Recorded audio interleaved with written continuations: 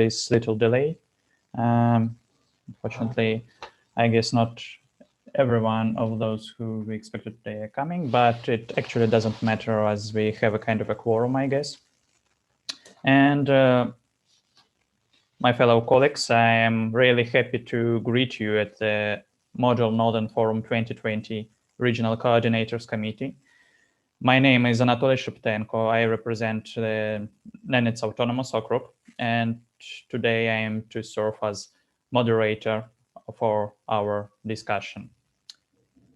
In 2021, the Russian Federation will assume the chairmanship in the Arctic Council, which is likely to boost, to provide an important incentive for inter-regional cooperation in the Arctic and in the North. And I believe that the Northern Forum should use this opportunity to boost its activity and visibility and influence around the region as well as around the entire world. In this regard, of course, a complex approach is needed, with a particular premium being put on the concrete and implementable, which is important, projects.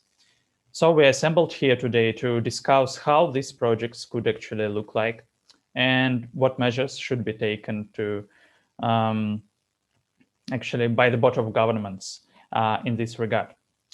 But before we proceed to the substance of our today's talk, I suggest we should be reminded of the rules of procedure in order to make our talk more fruitful, actually as fruitful as possible.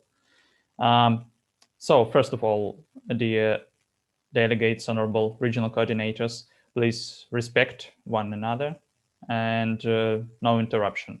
If someone is speaking and you have a question or a comment, please raise your hand and in this special Zoom section, usually on your right, and I'll be most happy to give you the floor as soon as possible. Next, if you have any procedure questions or remarks, you can address them right to me in a private chat. And last but not least, make sure you engage in the discussion, since it's important both for your experience and for our session.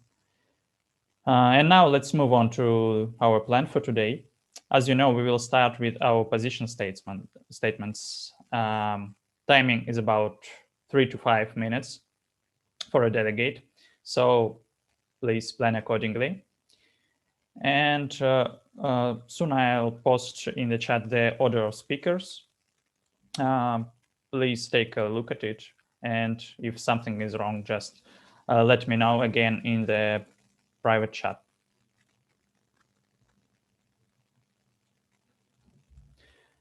And I think that's it for all procedural matters.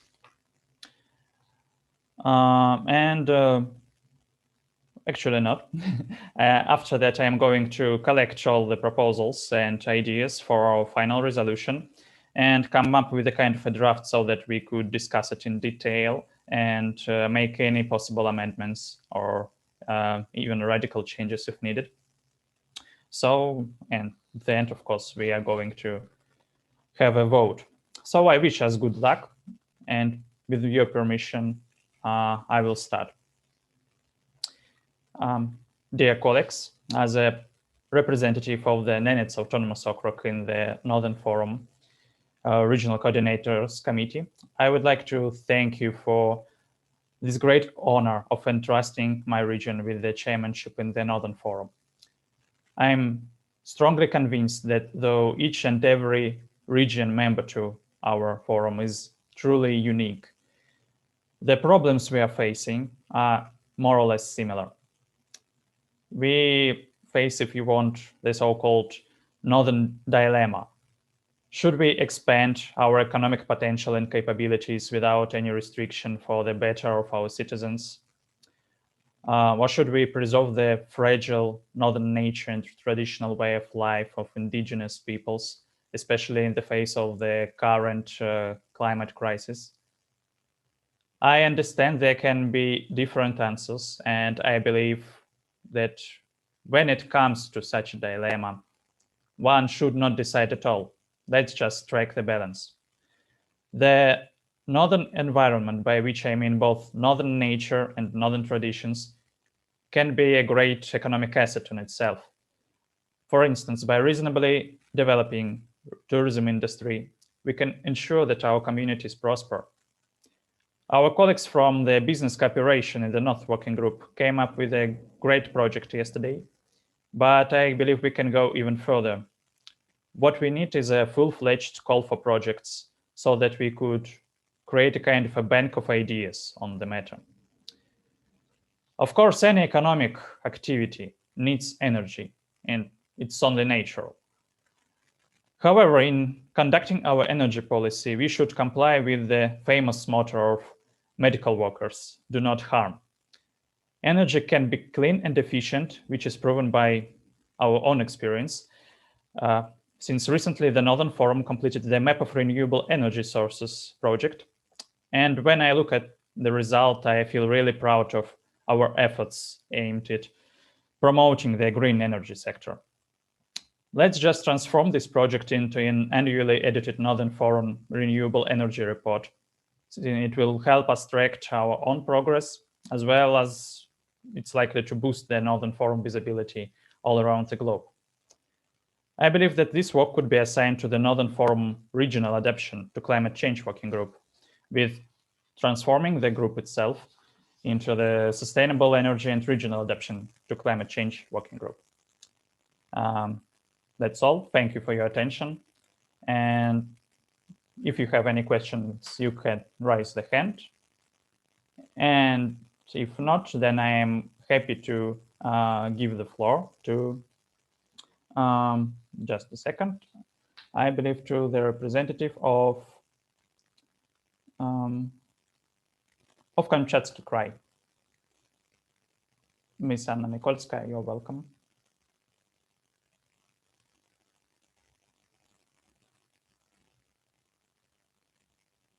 Sorry, I see something is wrong. Just a second. Well, then we'll move on to the representatives of Mogadhan Oblast and Ms. Yuliana Kamacharova. The floor is yours. Good day. I would like to represent and present the Mogadhan Oblast, the Mogadhan region, and its potential in the investment and innovation sector. I've prepared a little presentation, if it is possible to show it. I think so, yeah. So, yep. Just a second. Is my presentation seen? Yes, we can see it very well. Thank you. Thank you. So I would miss the part that is dedicated to the terrain, climate, and mineral resources. So the introduction, because as we're devoted only 5 minutes, 3 minutes of our speech. So as we know, like Mogadhan Oblast is located in the Far East region, and I would like to concentrate more on the resources that the Mogadhan Oblast possesses. So the Mogadhan region, also known as the Kalama, is rich in mineral resources: gold, silver, tin, coal, cobalt, and other mineral resources. It is in the top 10 regions of Russia for potential mineral resources and one of the largest gold provinces in the world. And so since 1928, the Mogadhan region produced more than 3,000 tons of gold, 10,000 tons of silver, 73,000 tons of tin, and 83 million tons of coal. So the economy, although the Mogadhan Oblast possesses a great, has a vast territory and possesses fascinating potential in terms of mineral resources, the economy is not that well developed and is centered mainly on mining interest for gold, silver, and other non-ferrous metals. So it is the top 10 regions of Russia for potential mineral resources and one of the largest gold provinces in the world. The second position is occupied by the fishing industry, and the third position is occupied by the agriculture, but owing to the severe climate, agriculture is in Mogadhan regions is the least developed economic sector. And so today I would like to pin down on and talk more about the investment policy and innovations. So the Magadan Oblast works works a lot to create a favorable investment climate. It has adopted the top 15 investment practices comprising the regional investment standard. On the one hand, these practices unify the rules of the game throughout the country. On the other hand, they help adopt mechanisms that have been implemented effectively elsewhere and facilitate a closer interaction between the authorities and the business community. So a federal role on the special economic zone in Magadan region has been created in order to attract investment, set up and develop production facilities, develop and ameliorate the energy and transportation infrastructure, and develop production forces, financial and commodity markets of Magadan. On this slide, you can see the goals that now the Magadan Oblast has established for themselves. So it's the development, implementation of new technology, the machinery, equipment, innovative techniques, etc. So I can talk throughout a long time in depth about this program, the special economic zone, but you can see the main points on the slide. So this is a competitive system of investment activity support by the government, which concerns the funds that grant financing for the mining industry, the fuel and energy sector, transport, communication, and other important spheres of the industrial sector. So just to establish a couple of points that are important nowadays for the Magadan Oblast, first of all, is the development of small and medium business, and the second of all, it's energy. And I would like to concentrate a little bit for a minute on this point. So the energy section, so the development of energy in the Magadan region is a priority for us, and all of those objects that are built or under construction in the region are key to the growth of the economies of the region and Chukotka. More than 90% of region's electricity generation is provided by hydroelectric power, which is seen on the slide. And there also exists a number of diesel power plants. But so we should continue investing in the energy sector, especially into hydroelectric power. But why not also take into consideration the renewables and the alternative energy, while the renewables have progressed at an unprecedented pace over the past decade, and Magadan Oblast shows fascinating potential in terms of wind, geothermal, and solar power. On this maps, you can see that the installation level, for example, of the solar power is fascinating in Magadan Oblast, and the same in the wind power, which will guarantee the economic growth and the opportunity to supply the whole region with electricity and energy. This is why it is especially important nowadays to invest and to invest in this sector, and then it will be favorable for the mining industries and the whole industrial sector, as it will supply it with energy and electricity, and will of course ameliorate and increase the finances of the region and lead to a sustainable growth of the economy. And now the main goals of the Magadan Oblast is to increase the investment, I suppose, in the energy sphere, in the sphere of business, and attract investors in order for them to provide the region with necessary technology and financial support. Thank you, Honorable Representative of the Magadan Oblast, for a very in-depth analysis of all the story of success, I could say, in your region. Are there any questions to the speaker? Because if not, I actually have one. On honorable delegate, I actually suggest you should think a bit probably about the possible proposals actually to our document, since you have such a, your region actually has such a great experience in promoting the green energy, and I suggest the green energy should be a kind of a top of our today's priority of our today's discussion. Could you come up with probably 2 or 3 points of how could we promote sustainable energy on this inter-regional level, in this inter-regional framework of the Northern Forum? And probably I will just invite you to deliver like a 30 seconds, 1 minute speech after all speakers. Would it be okay? Yeah, sure. Yeah. All right. Anyway, thank you. I believe it was a very comprehensive talk.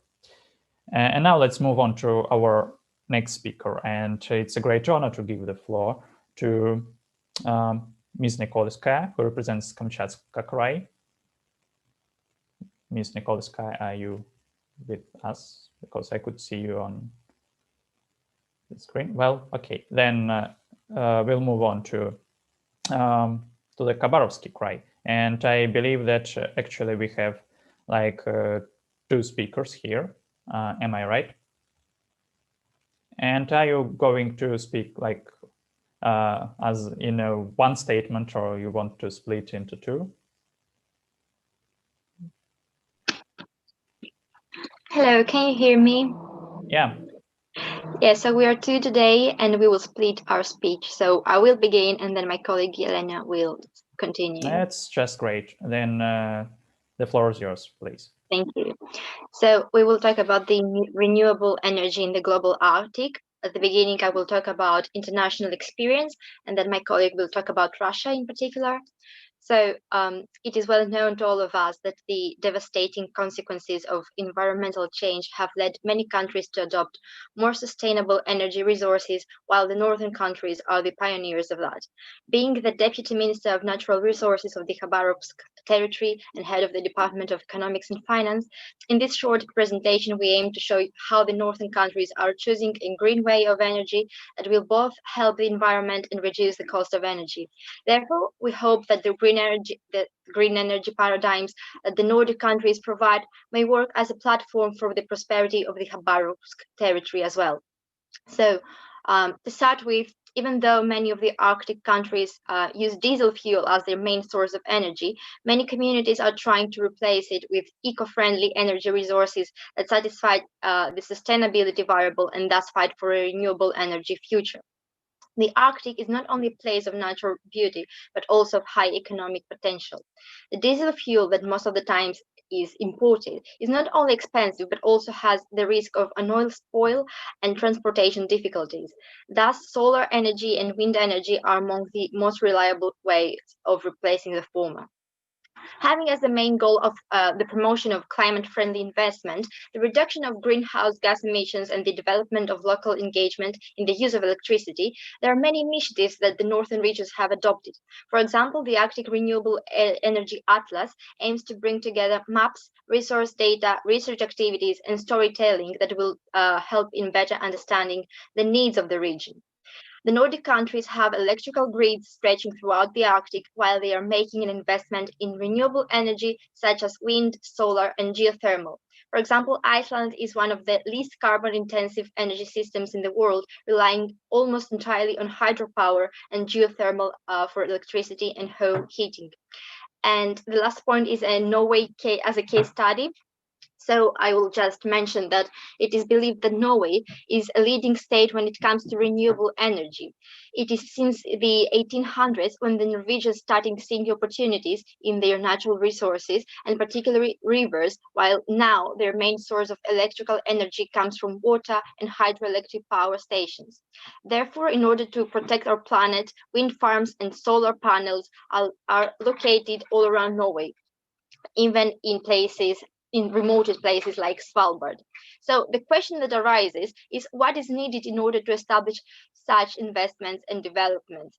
And the answer is technology and infrastructure. These two components are key for transitioning into cost-effective energy. So the question now is, how can these paradigms be applied to the Khabarovsk territory and prove the notion that the renewable energy is an investment in the future? And about this will talk my colleague Elena. Thank you. Hello, everybody. I will continue talking about renewable energy in Siberia and the Russian Far East. So according to Russia's new Arctic strategy, it states the necessity of mitigating negative ecological consequences of socioeconomic activities in the Article 3R and declares the commitment to support effective technologies of electric production, including renewable energy sources in the Article 13C. Following these lines, the practical question arises: what can diesel be replaced with in the remote areas of Siberia and the Russian Far East? We already have examples of renewable energy production in these regions. In plans, there's a hydrogen-powered so-called Snowflake International Arctic Station in the Polar Urals.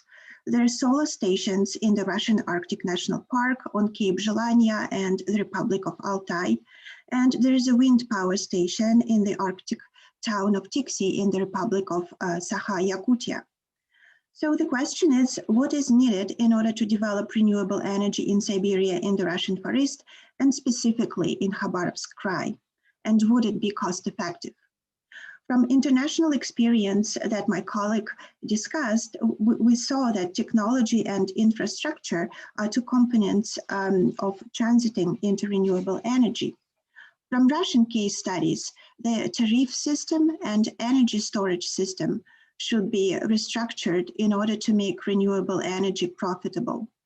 Here in Khabarovsk, we already have a few working renewable energy projects. For example, solar energy is used to light the highways, and small industrial producers utilize wind energy. So what prevents a broader development of renewable energy in Khabarovsk Krai? The list of factors includes: first, existing tariff policy and energy storage system do not support renewable energy projects. Second, specific environmental conditions such as sun and wind may be unstable sources of energy. Third, solar and wind complexes take large amounts of land. Then the northern stations may be less effective than the southern ones, also due to environmental conditions. And finally, the lack of state and other support makes renewable energy unaffordable for consumers, especially at the first stages of the projects. So to make decisions regarding renewable energy projects, we need to first assess natural conditions for solar and wind energy production and accessibility of land. Second, assess the amount of capital needed to be invested in new technology and infrastructure, especially in the northern regions. Third, assess existing energy and tariff policies that prevent the development of local production of renewable energy. And finally, of course, we need to collaborate with other regions in Siberia in the Russian Far East, for example, with Magadan Oblast that also are interested in developing renewable energy projects. Thank you. Thank you very much, honorable delegates, for this very in-depth analysis of the situation in your region. Actually, I have a kind of a comment. So basically, I believe that not only the regions of the Russian Federation could be interested in promoting the green energy. It can really become a very important task within the framework, interregional framework of the Northern Forum. And we should all think, I believe, about how we can do it. And thank you for your proposals. I find them very concrete, which is great, and very relevant for our discussion. Anyway, are there any other questions or comments? Then thank you. And finally, Ms. Nikolskaya is with us. However, she has a not that good connection, let's say. And Ms. Nikolskaya, you're ready to deliver your speech, or should I? Since I actually can try to mention the main ideas, and since we have the presentation in our chat, we can actually get acquainted with it.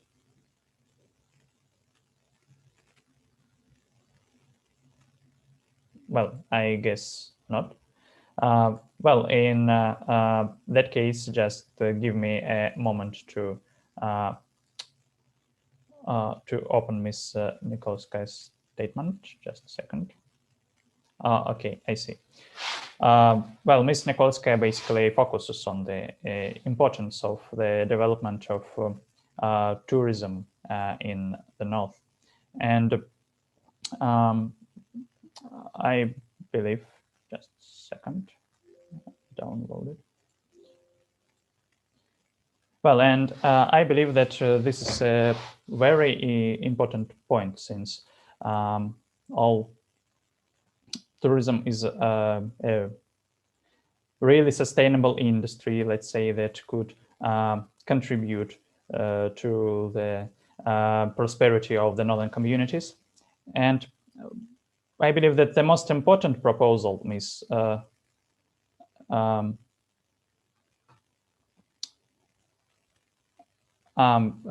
believe that Mr. Kyrgyzov-Barsky wants me to share my screen, right, on the mic. Just a second, then I'll open it.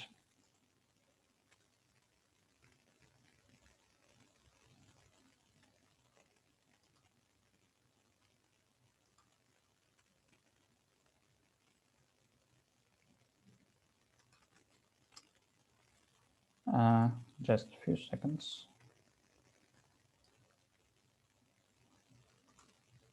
The document I have is actually in Russian, but I believe it would be okay, since I'll mention the main ideas in English. Well, as we see, Ms. Nikolskaya represents the Kamchatka Krai and mentions the main problems this region faces, like lack of investments and lack of funds for the development of entrepreneurship, etc., as well as the high costs of living in the North, which is a rather common problem, I guess, among all other regions.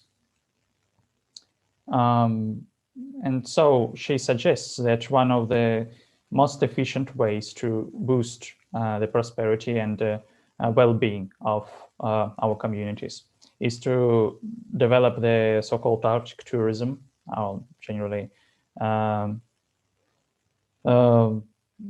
tourism in all northern regions. And I believe the most interesting and important suggestion is to establish a working group on tourism within the framework of the Northern Forum that could coordinate the efforts of all its members on this matter. I find this proposal rather interesting, and I suggest we should include it in our final document. Of course, she also mentions the problem of the energy transit, of the imports of raw materials, etc. And she also suggests we should focus on the development of the Northern Sea Route, which is also quite a good example of how we can contribute to the economic development of the northern regions. Anyway, Ms. Nikolskaya, I'm really sorry that the technical issues prevented us from this great pleasure of hearing you. But anyway, thank you and for your contribution, since your work is just great, really. Then I would like to return to the representative of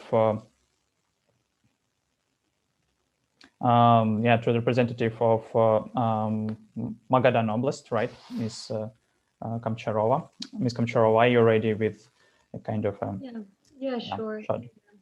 I'm absolutely ready. I will show once again just to define, like, for support of my position. So as the goals and as the main goals of the region of the Magadan Oblast, I would like to list first to state first of all the implementation of a set of measures aimed at supporting foreign economic activity in Magadan region. The main partners in development of trade relations are the countries of Asia Pacific region, China, North Korea, and Japan. Then the second of all is the development of innovation infrastructure institutions that contribute. I'm very sorry. I just need to just a second. I'm sorry. So the second point that I would like to accentuate is the development of innovation infrastructure institutions that contribute to building technological capacity of industrial corporations, creation of National Council on Science and Technology to develop technological policies and guide national efforts in the field of technological development and industrial corporations. More precisely talking, if we take into account the existing potential and the existing problems of the region in terms of supporting innovative development, it is proposed to concentrate efforts in, I propose to concentrate efforts in, first of all, to eliminate gaps in the innovation chain that do not allow to realize the achieved potential, for example, in basic research sector at the stage of commercialization. Then priority directions in innovative development would be further development in the field of innovative infrastructure, which is including such measures as creation of a maintenance of existing innovative business incubator and technology and innovation support center, promotion of commercial applications of the achievements of academic science in the region, also support the new companies and new types of business based on innovation, stimulating the development of small and innovative businesses, building an innovative economy based on intellectual capital involving intellectual property in economic turnover, and creating conditions for the development and realization of human potential. So supporting the people who work there. Also I would, concerning the energy sector, also one of the goals is to commission and to create more stations. The commissioning of the station, for example, in hydropower will provide electricity to developing mining enterprises, primary gold mining. The development of the hydropower also encourages the creation of new industries that are unique in the region. And as far as alternative energy is concerned and renewables, it is necessary to analyze the region and its geographical, geothermal, wind and solar capacities in order to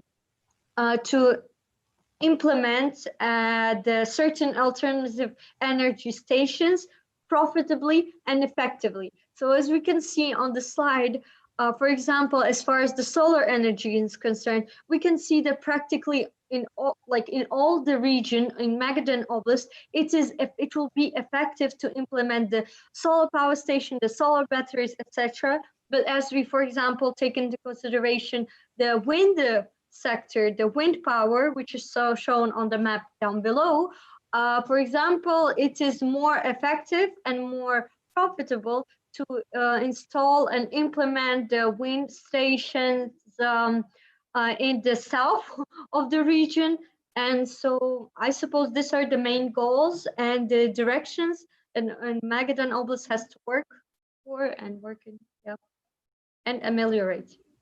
So yeah, thank you for your contribution. I find it really useful. Since the role of innovation in the northern affairs is quite often underestimated.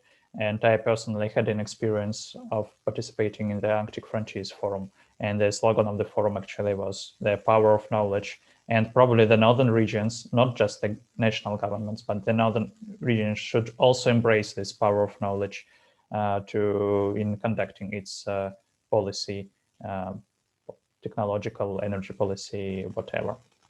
And I find the link you drew between the new energy capacity and better infrastructure and more efficient businesses quite relevant and probably not that evident for everyone.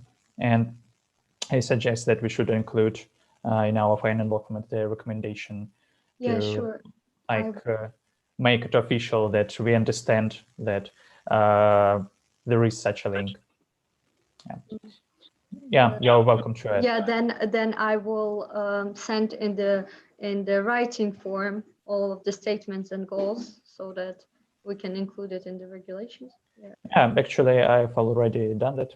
Oh, yeah, okay. Anyway, but thank you. It was very kind of you. Are there any further comments or questions to the speakers? Well, if not, then I suggest we could try to take a look at our at kind of a draft of the document I prepared basing on your ideas and on my ideas as well.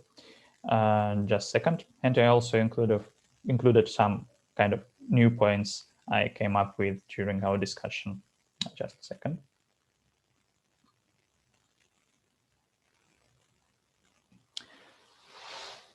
All right, so as we see, as usual, it's a kind of a standard Northern Forum Regional Coordinators Committee resolution form, which consists of 2 parts. And the first part, which is the essence of our discussion, I've already mentioned at the very beginning, and I don't believe that it's actually worth discussing. Though if you believe that we should, once again, attract the reader's attention to some useful points, important points, you can just raise your hand and I will react. Mr. Kyrgyzov-Barsky, did you raise your hand? Right. Dear Mr. Chairman, I just wanted to comment on the speeches of the regional coordinators representing both regions, but I could do this later after you present this resolution. Well, actually, I believe that your comments would be more useful before we move on to the main part, so you're welcome to deliver them now. Yeah. Okay, thank you very much, dear Mr. Chairman of the Committee of Regional Coordinators.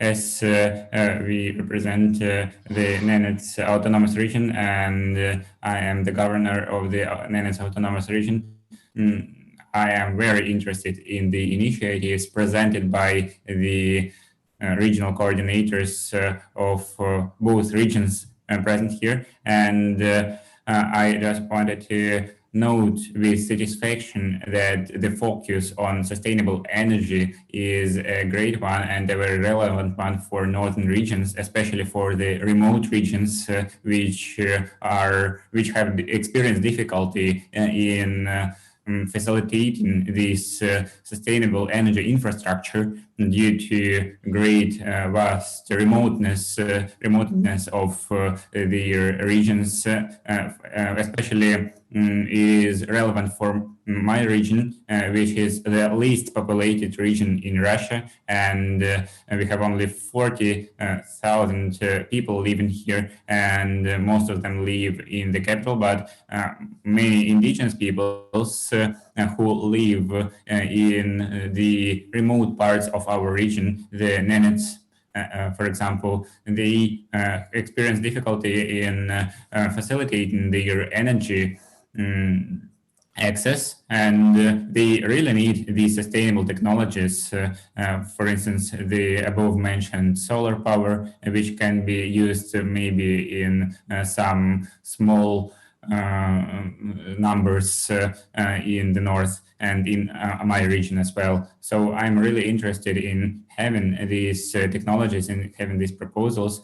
My question is, how do the regions, it is actually a question to all the speakers, both representing the Khabarovsk Krai and the Magadan Oblast, and also the region who wasn't present here, this Ms. Nikolskaya. I believe there has also been a presentation of her sent here in the chat in English that will also be presented.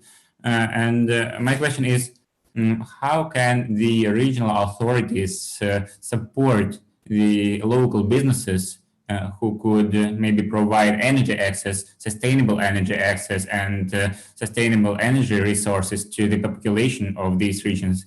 I'm very interested in it, as I am the governor of the Nenes Autonomous Okrug, and I'm not sure how could I support these local businesses and initiatives and maybe invite them to this region, to my region, because we have very little local business initiative in this sphere. However, we really need this. So what could be your proposals? Thank you. Yeah, Ms. Kamcharova, I see your hand, like not a virtual one, but a real one, but it's okay. You're welcome. I couldn't find the virtual one, so yeah. I just raised it. As far as the business is concerned and the energy itself, when we're talking about the amelioration of the sectors, we're talking mainly about the investment that's supposed to be made in these sectors. So on behalf of the Magadanska Oblast, I can say that there has been made a program, installed a program of economic development and innovation, a program till 2014 till 2020. So it has been approved by the oblast governments, the government section, and it should facilitate the achievement on the investment strategy targets. So the program is in correlation with the special economic zone that has been made until the 2025. So it's a special program that establishes the main goals to boost the economy, to boost the economical center, to boost the investment, the infrastructure, and ameliorate all the spheres. So I suppose what we need is some general programs that are installed by the government that will guide the business, guide the energy sector, and create certain goals that should be achieved in real life, in reality, and in the legal documents. I see. Thank you for your point. And if there are no other comments, then I could also try to add something actually. No comments, right? All right. Actually, my idea is inspired by the statement by our colleagues from Khabarovsky Krai, who mentioned the issue of tariffs, taxation, etc. I also believe that we could apply kind of a special taxation policy for all these businesses who, in one or another way, contribute to the development of green energy. Since actually it's a kind of investment in the future, especially considering the climate situation. So I believe this could be another option as well. Yeah, and I see that Ms. Adashova raised your hand. Yeah, Ms. Adashova, the floor is yours. Yeah, just to add to it, I think one of the problems that we encountered is that the energy storage system is very important. And for example, if you use solar energy, for example, you can store a lot of energy, let's say during the summer months that you can use in winter. So for the remote areas, it is important to have this infrastructure that allows to get as much energy basically as you can. If you use, let's say, solar energy during the summer months and then store it for winter, right? So, and then use it in winter. So I think that's one of the problems that we encountered in the Khabarovsk Krai, that there's no such infrastructure, or there's an obligation to send this energy somewhere else. But still, since remote areas usually have their own local, not centralized energy complexes, right? It probably would be even easier to create such infrastructure in the local communities in your region. Yeah, I find this point very interesting, and I see actually two more hands. All right, actually one more hand. Just a little comment on my part, Ms. Kamcharova, and then we'll come back to you. I really like this point about the kind of decentralized energy supply zones that are inherent in the northern communities. And actually talking about Russia, 70% of the territory of this country is occupied by this zone of non-decentralized energy supply, which is in no way connected to the centralized energy system, which comprises only like 40% of the country. And I guess it's very typical of most members of the Northern Forum. And we should also take it into consideration. Thank you. And Ms. Kamcharova, the floor is yours. The last point that I would like to pin down on is we haven't actually touched and analyzed in depth the social, the influence that the influence that this will have on the social sphere, which means the people, the jobs, the job predictions. And I think so it's important to mention that the more we invest in the creation of new stations, whether it's like traditional fossil fuels or alternative energy in station, we provide the boost and the amelioration for the job sector, because as we know, for example, in the Magadanskaya Oblast, and I think in all of the northern regions, the regions are quite isolated, and the population that lives there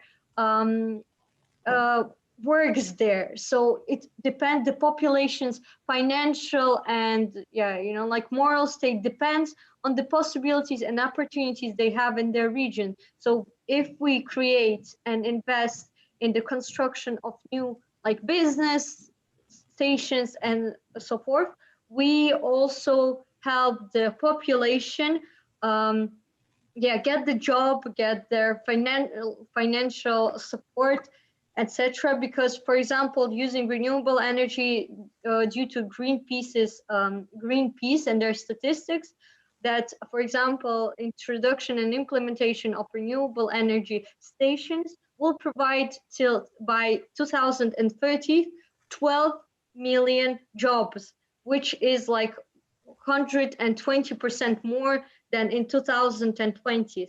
So I suppose this is also important for the northern regions of our country. Very well, thank you, Ms. Kamcharova. And I agree with you here. And we actually already mentioned this connection between like more energy, more jobs, which is absolutely true. However, we should also be reminded that actually in the northern regions, there are also indigenous tribes who live there, and we should take into consideration their interest as well. For instance, I'm familiar with the experience of our neighbors, Yamala, Nenets Autonomous Okrug, where, for instance, oil and gas pipelines actually could disrupt the traditional paths of traveling of local population with deers. And it's also a point that should be taken into consideration. Or, for instance, in Norway, the construction of electricity energy transportation lines also harms this industry of deer traveling, because it's for them, it's the whole industry, it's their way of life. So we should be very cautious here, I believe. And I see that actually, I could say my boss, Mr. Krugizov-Barsky, the governor of Nenets Autonomous Okrug. I see your hand. The floor is yours.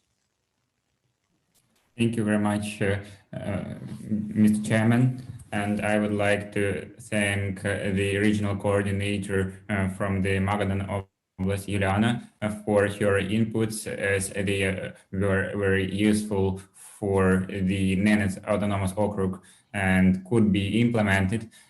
Thank you very much. And I would like to also express my sadness that the actuary representative is not present here, as Iceland is also regarded as one of the sustainable energy leaders in the world, receiving almost all of its energy from renewable sources, from hydropower, from geothermal. And actually, in fact, it could also share its experiences here. We hope that the mayor of Akureyri will give his or her comments during the Board of Governors session, and it will somehow cover this issue. And as for deer herders, it is also a central issue for the Nenes Autonomous Okrug, as for Norway and the Sami people, as in the Nenes Autonomous Okrug, the Nenets people actually are in the vast majority reindeer herders, and this issue is very important for them. So any energy company has to consult with the indigenous peoples when planning the energy infrastructure in the region. So thank you very much for this notion as well. Yeah, that's all. Because it's very important, since there are already not that pleasant stories when the companies didn't respect their rights, and then they suffered for their lack of respect for local communities. So let's try to learn on their example and not commit the same mistakes. Anyway, thank you for the discussion. I already added some more points to our final document. Actually, the aim of this final document is to help our governors come up with probably a bit more in-depth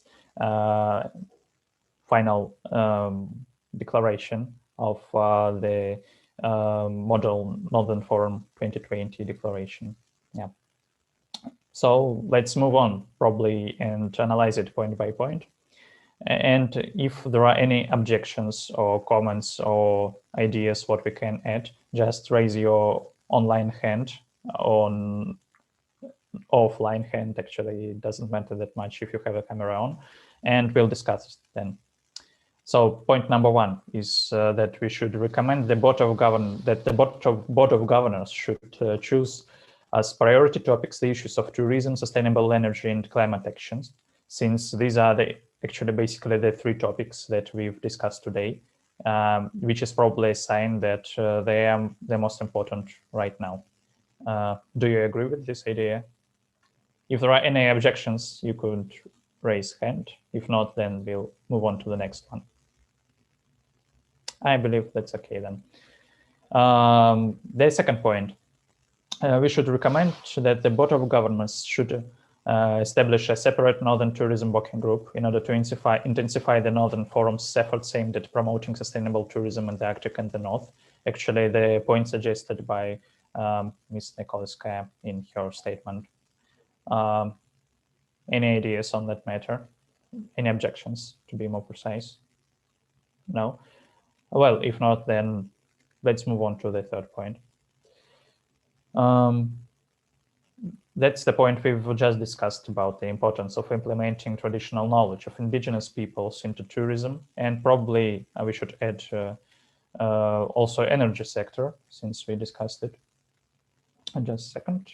And energy sector. All right. So that we do not exert this unnecessary pressure on the indigenous people's way of life. Any objections? No objections. That's great. Then I believe that if not all, then most of us have already got acquainted with the project presented yesterday by the Business Corporation in the North Working Group of the Model Northern Forum 2020. Well, if not, I could briefly summarize it right now, like our colleagues have proposed to establish a kind of a network of hotels called Northern Stars throughout all the regions member to the Northern Forum, which is an interesting idea, as well as to provide kind of a share of experience capabilities for us to better understand what we need and what we can do when it comes to the business development in the North. I believe that these projects are implementable, which is very important in our case. So if there are no objections on these ideas, we'll move on to the 5th point, which was suggested actually by me. And the idea is again that though this project itself is a good idea and we can try to bring it to life, we can just track the public to provide us with more ideas and create a kind of a bank of new ideas on tourism, because these are the possible consumers actually, and it can be interesting to see what our possible clients and travelers might need. Any comments? Any objections? Well, if not, then let's move on to the 6th point. The 6th point, I could say, was inspired by the statement by Honorable Government Kyrgyzov-Barsky that the importance of sustainable development should be, sustainable energy actually should be put within the legal framework, like of the Northern Forum strategy. And I believe that this point reflects this idea that our governments should, in declaration, reaffirm their commitment to the promotion of clean and sustainable energy in the North and in the Arctic, in accordance with the United States Sustainable Development Goal number 7. All right, I see that that's okay with us. Let's move on. Again, just to, in order to make sure that the energy agenda is prioritized within the Northern Forum discourse, we could reorganize, so actually just, we could say, rename it and a few organizational changes to the existing sustainable regional adaptation to climate change working group, and to transform it into the Sustainable Energy and Regional Adaptation to Climate Change Working Group, since this group have proven rather efficient during our yesterday's meeting. And also because these two topics, like energy sector and regional adaptation to climate change, are closely intertwined and connected. So I believe it's important to draw attention to the problem of sustainable energy also in this way. Well, no objections. Let's move on. Again, I've mentioned the project of the map of renewable energy sources, and which is one of a number of completed projects by the Northern Forum. You could find this map on the official website, and I strongly recommend you do it probably. If not now, of course, just it would be, I'm sure it would be interesting for you. And I suggest that if we want our projects to be implemented, we should base them on implementable. We should base them on the already existing projects. And we could transform this one into the new format, like the annual report on the renewable energy in the North, which is on the one hand is likely to boost our forum's visibility, which is very important right now. And secondly, it could serve as a kind of benchmark against which we could assess our own progress in this sphere. No objections. That's great. If you want to add something to the point, you're also welcome to raise your hand if you find it important.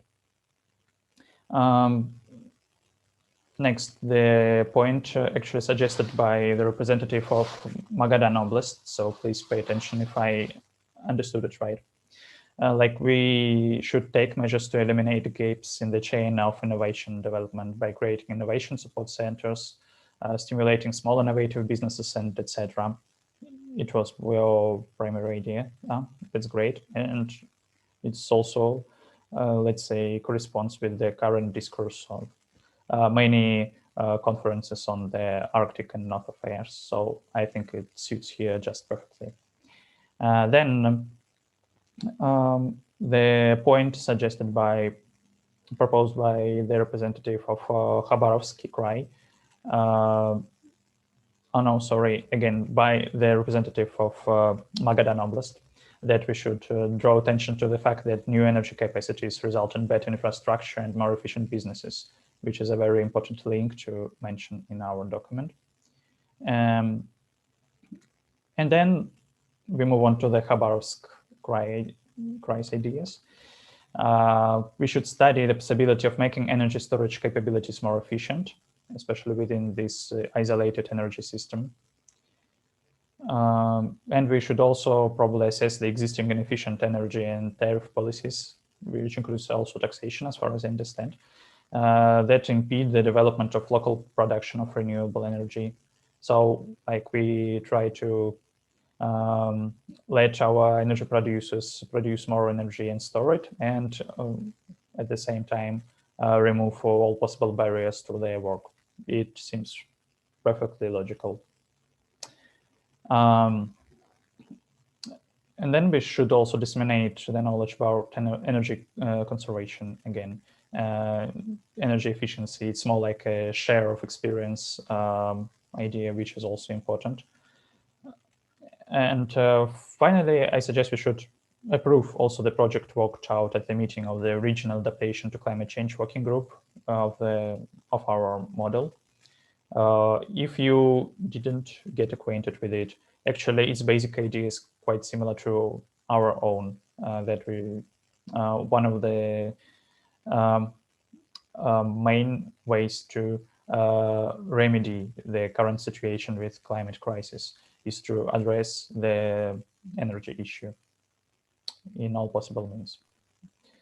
Well, if that's it, I see your offline hand, Ms. Kamcharova. Yeah, you're welcome.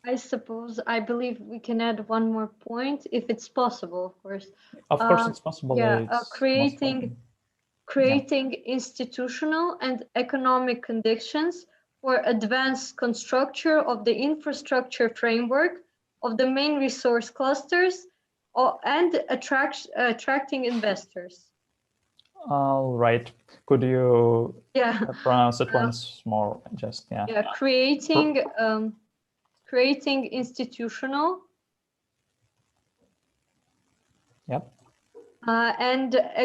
and economic conditions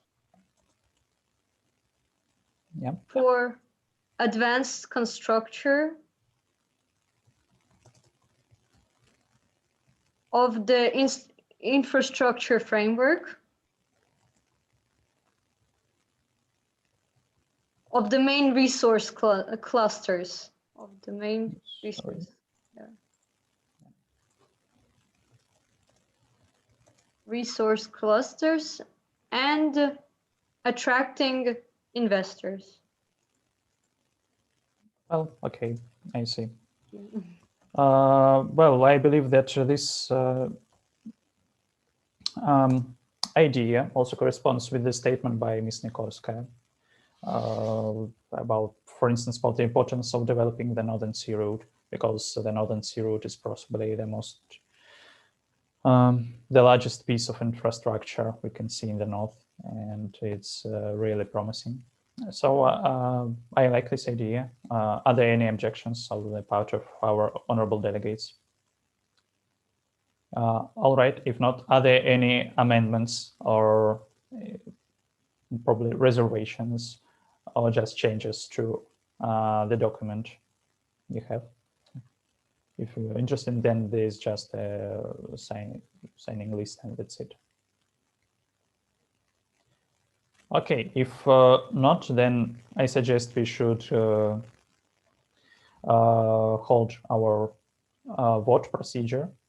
As you probably know that in this case, the simple majority would be enough, but I believe that during these difficult times and actually considering the important more points we've mentioned in our document, we should consider the possibility of unanimous vote and of consensus, so as to demonstrate our resolve and unity in dealing with the current challenges to the prosperity of our communities, as well as to the climate and the very fragile nature of the North.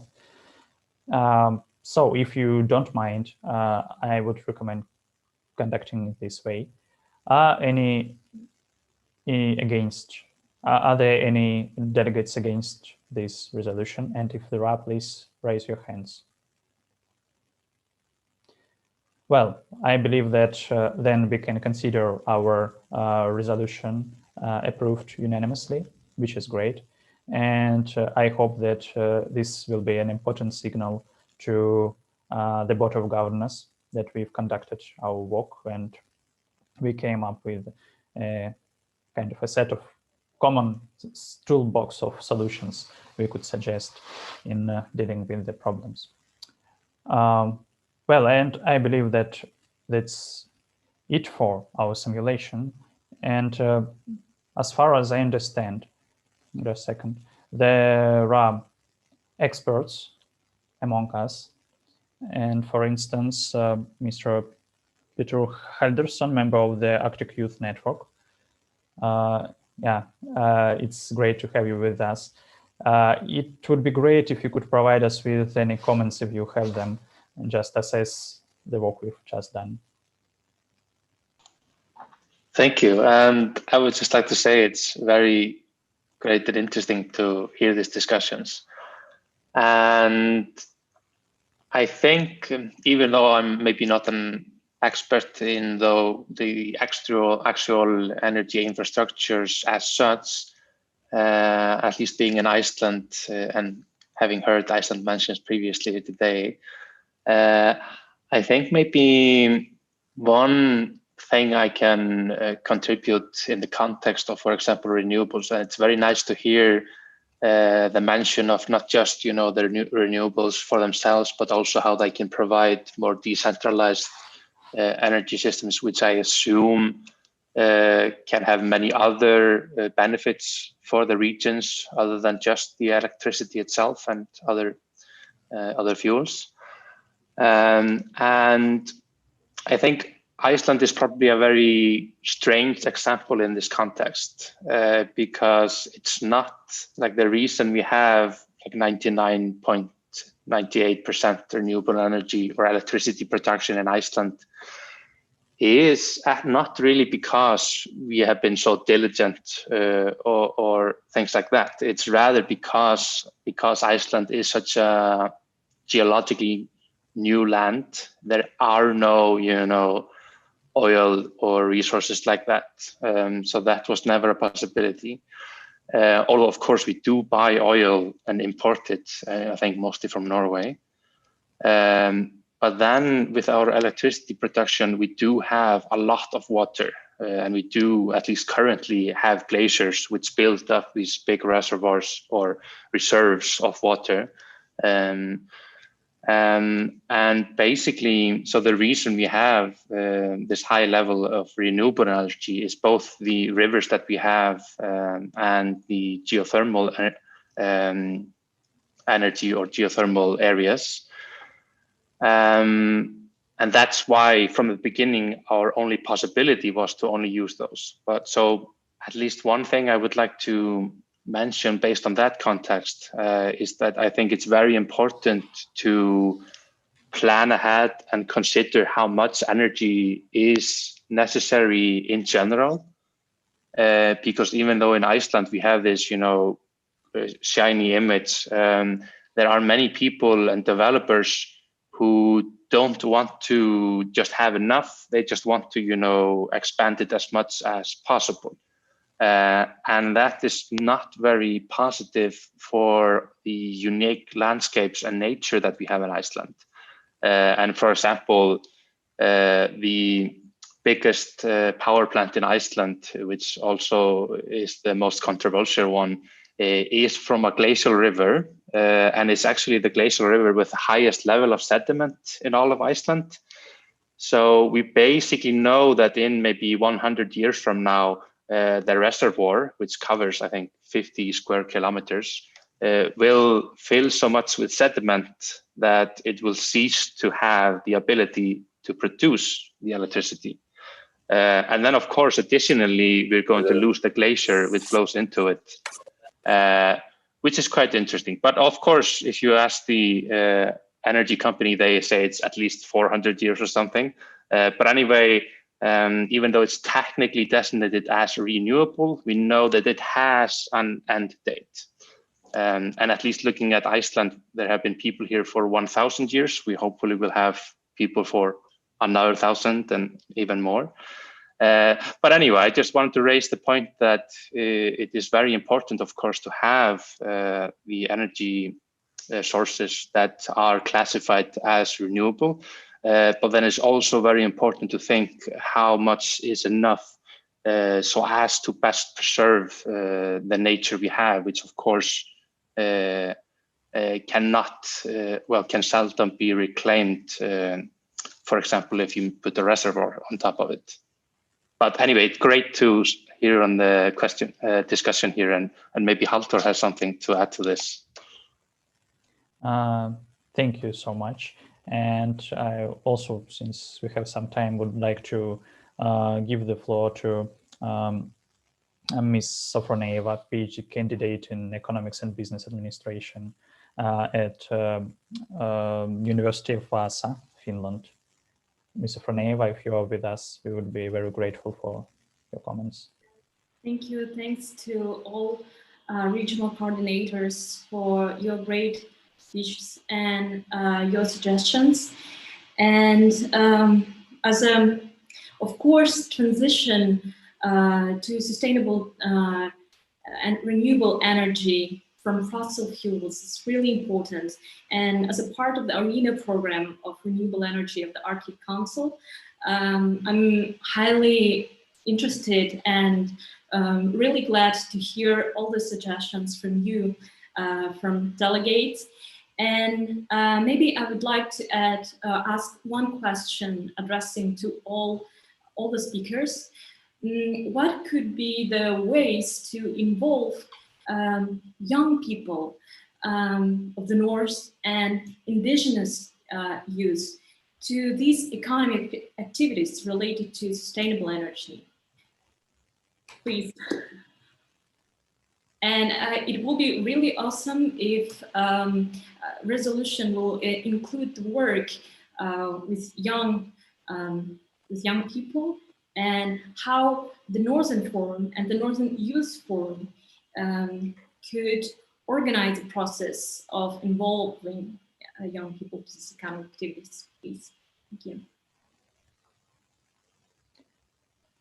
Well, thank you for your question and for your comments. Are there any delegates willing to answer?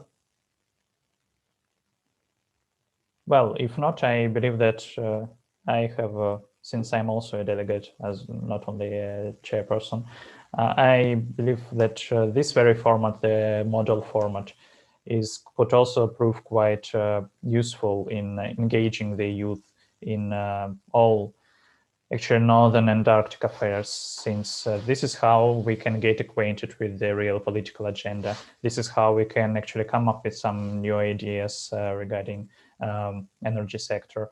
And there are also other formats, and I believe that Mr. Kyrgyzov-Barsky is really an expert at them, since he also worked with the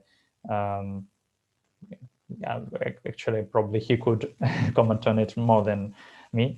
Anyway, I believe that even this very model is useful for engaging the youth in this process. Anna Nikolska also has her opinion expressed in the chat. I find it interesting. I suggest you should get acquainted with it. And I also see the online hand of Ms. Sadasheva. Ms. Sadasheva, you are welcome. Yeah, it's actually along the lines what you are saying and what Anna is actually saying. I think connecting indigenous and non-indigenous youth from the Arctic regions and those who are interested in working in the Arctic from various countries may be important, because I know there's projects in Canada and the United States about that have to do with implementing small solar stations in the local indigenous communities. And I think talking about it just within the region with the residents and sharing experiences from different regions, including among young people, would contribute to the growing interest among young people to use renewable energy. Thank you. Thank you very much. And probably just came up with another idea. It could also prove quite useful, I believe, to hold a kind of student or youth sections by all large-scale Arctic events. Like in Russia, it could be the famous Forum Arctic Made in Russia, which also has a youth component, if I'm not mistaken.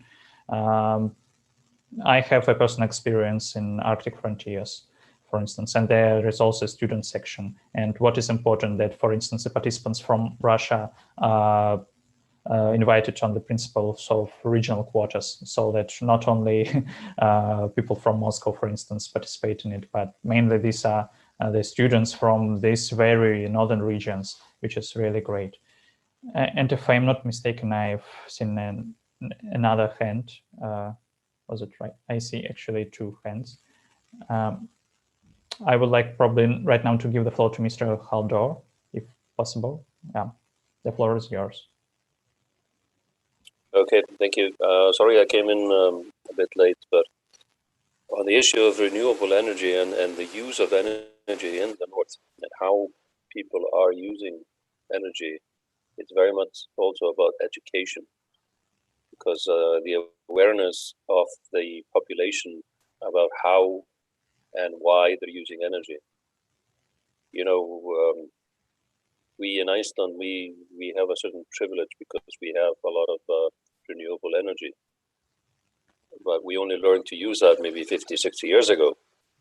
So it's relatively new to a large extent to the country, and we have a certain privilege in the sense that we have humble renewable energy, so we can choose which types of energy to use. In many communities, like I've been to the northernmost places of Alaska, as an example, where they of course have a lot of oil and gas close by, and people are using the energy in a different way because of, for example, in Barrow, cars are not turned off from November until in May, and I know that at least happened in some parts of Siberia as well. So it's also about education. And, you know, another example of how people get educated and how older people like myself get educated by my children is using seatbelts in a car. When I was growing up, nobody used a seatbelt. Now I never go into my car unless I put on my seatbelt, because I always had somebody behind me saying, "Dad, did you put on your seatbelt?" So it's a matter of education, and you, the young people, you can educate. It's like, okay, we want to use renewable energy. We don't want the smog around us. We don't want to wake up in the morning and go outside and there's diesel fumes in the air. We want to change these things, and you are the best ones to actually do that, because it's also a matter of education. It's a matter of mentality. Like, how do we want our world to be? So paint the picture of the world you want to live in, and let's find a way to get to there. We have some projects in the past. I've been involved in the ARIA project, which was mapping renewable energy opportunities in the north. Those are great exercises. We also had community stories in there from smaller communities, mostly in Canada and Alaska, on how they could see themselves turn into and using more renewable energy sources.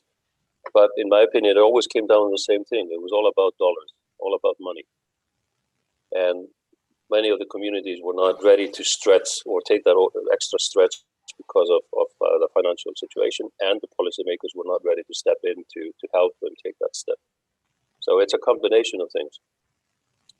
The Arena project is also another one which is interesting, and I know for a fact that the upcoming chairmanship of the Arctic Council is very interested in this topic and interested in the youth involvement.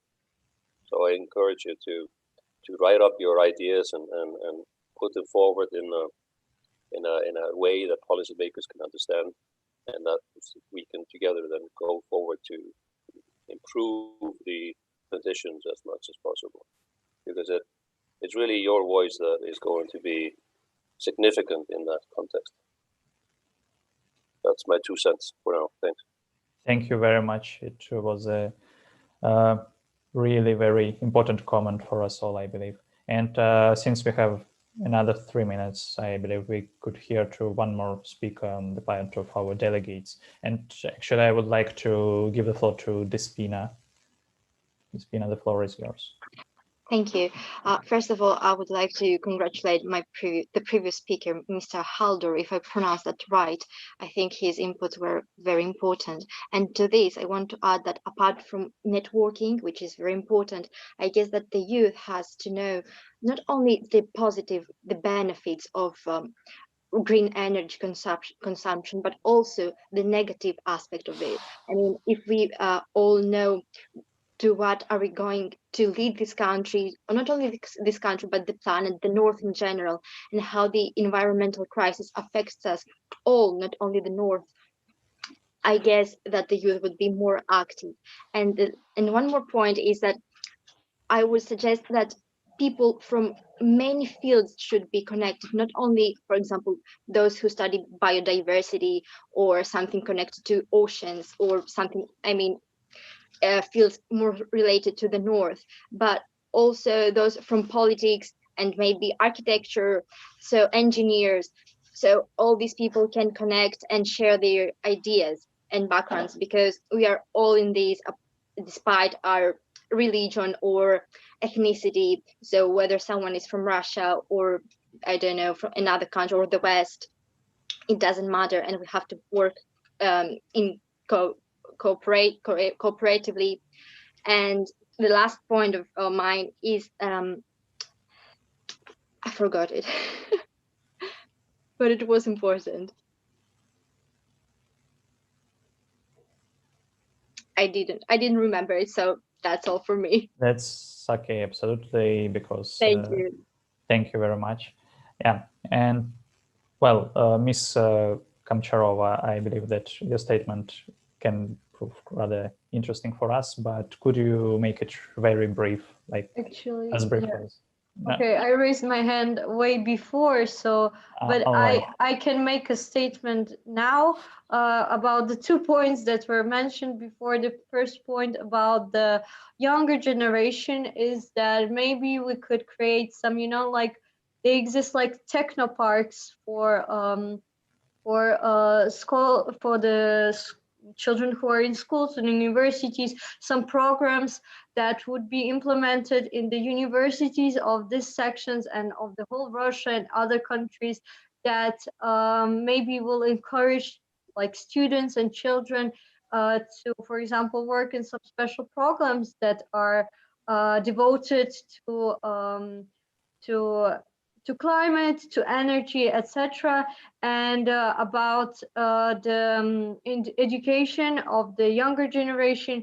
I suppose it is important to, in smaller bits, in smaller packs, to implement the energy sector, the climate change, and everything in all the subjects. The same as, for example, if we just take the All Russia Olympiad, for example, in French that I have experienced, we've talked a lot about energy, about ecology, about climate change. So I suppose it has to be implemented in all of the subjects, and we should create special programs devoted to it in the educational sphere.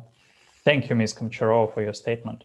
And finally, I have a great honor of giving the floor, if possible, to Mr. Vladimir Vasilyev, if he is willing to give us any comment on our work on this discussion.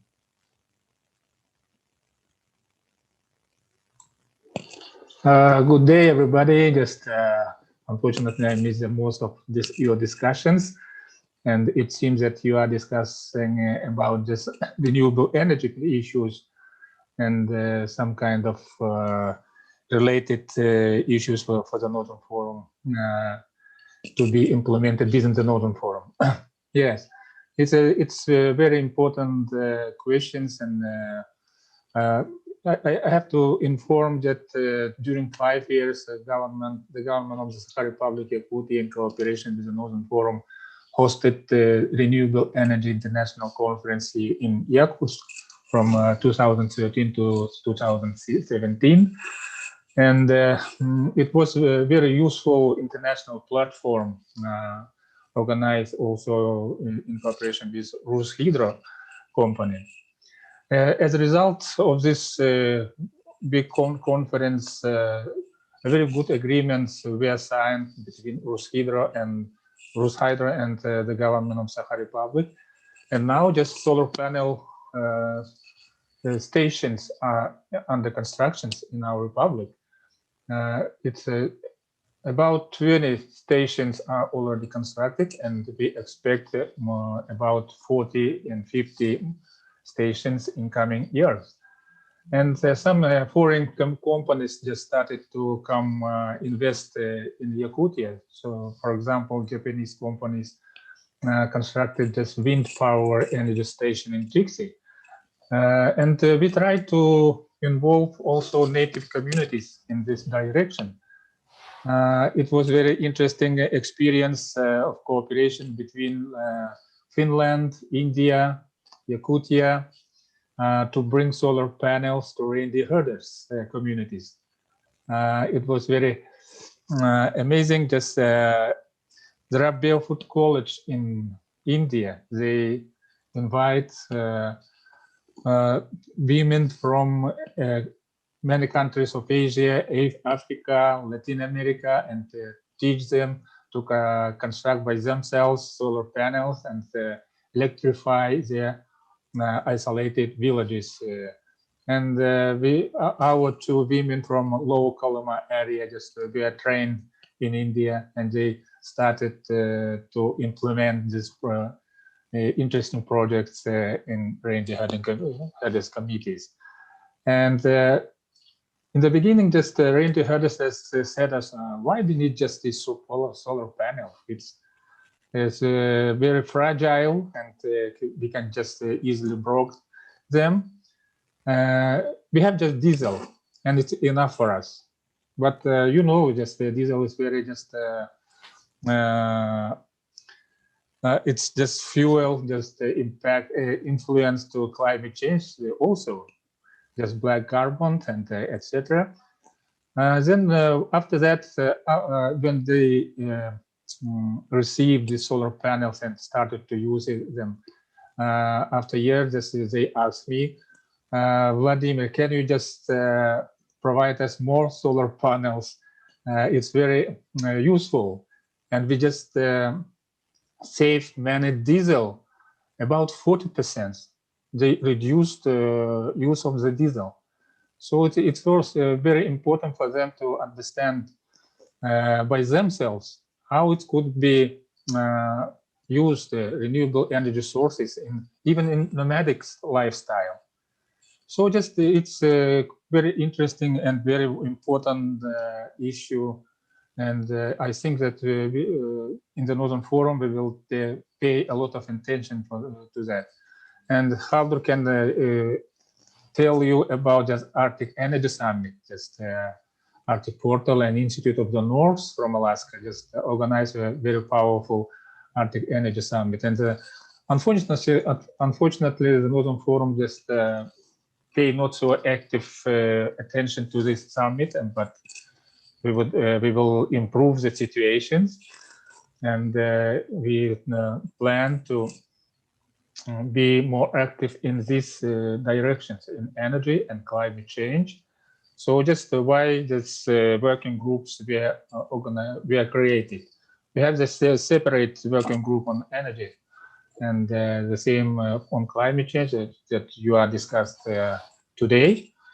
And this youth engagement in the Northern Forum activities is very, very important for us. And we are just very clear that the Arctic Council also tried to organize such kind of activities within this the interstate body. And the SAO meeting just which was over last night. They just spoke a lot about youth and youth engagement in the Arctic Council activities, and we were glad to hear that Russian SAO, Mr. Nikolai Korchinov, mentioned that under the Russian chairmanship, Russia will pay a lot of attention to the youth engagement, and they hope that the Northern Forum and the University of the Arctic will provide great assistance to Russian chairmanship. It was very honor for us to hear about the Northern Forum, and we are ready to be involved in any kind of direction of the Arctic Council activities. And so just this model of the Northern Forum, it was a first task and first event for the Northern Youth Forum that we initiated this year, and thanks to Savina and others, Katya, it has a very good start, and we have a lot of hopes to you, to the Northern Youth Forum, and we see that many young people from different countries and regions will join us and will improve the Northern Forum, and we will create real circumpolar interregional organizations. Unfortunately, we have no Canadian regions yet.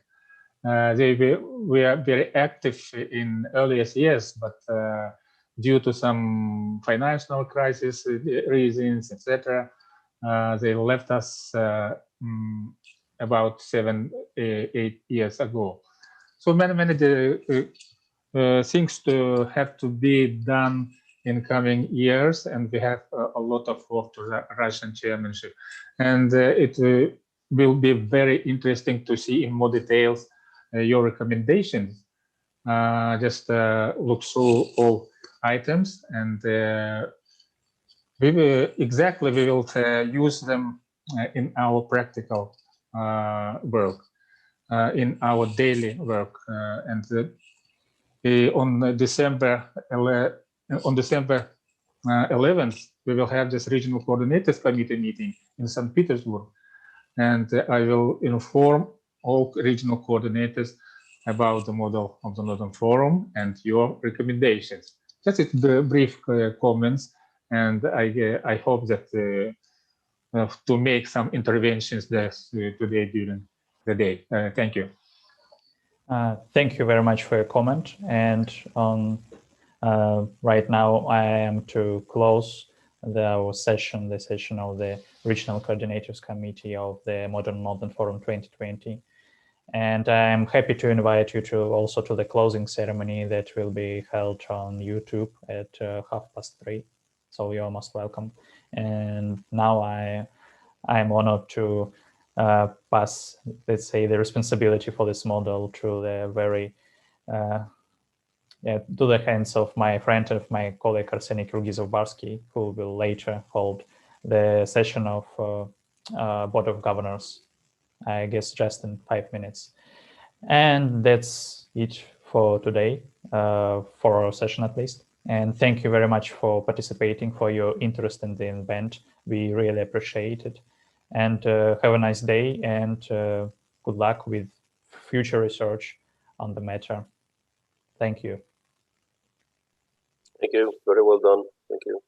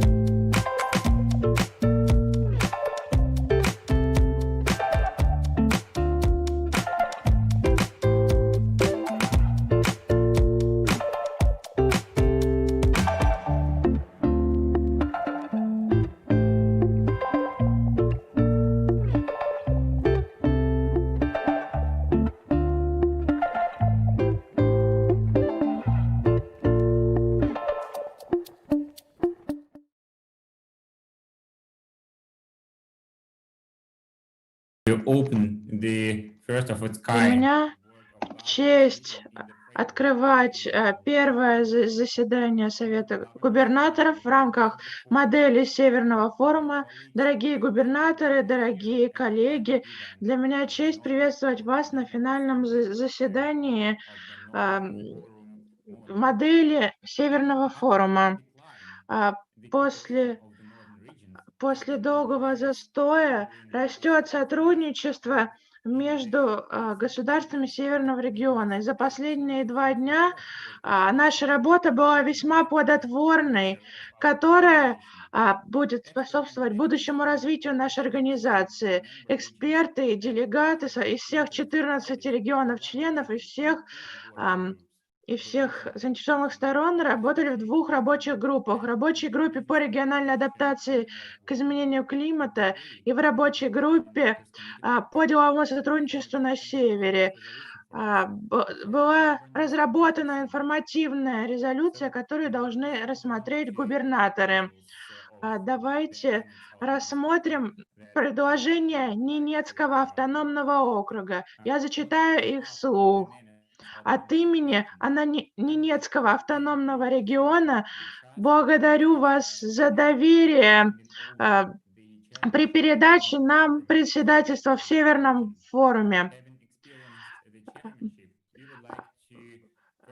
На посту председателя мы бы хотели улучшить механизм председательства, разработав процедуру ежегодной ротации на основе алфавитного порядка, чтобы каждый регион, участник Северного форума, мог выражать свои взгляды и позиции в повестке форума.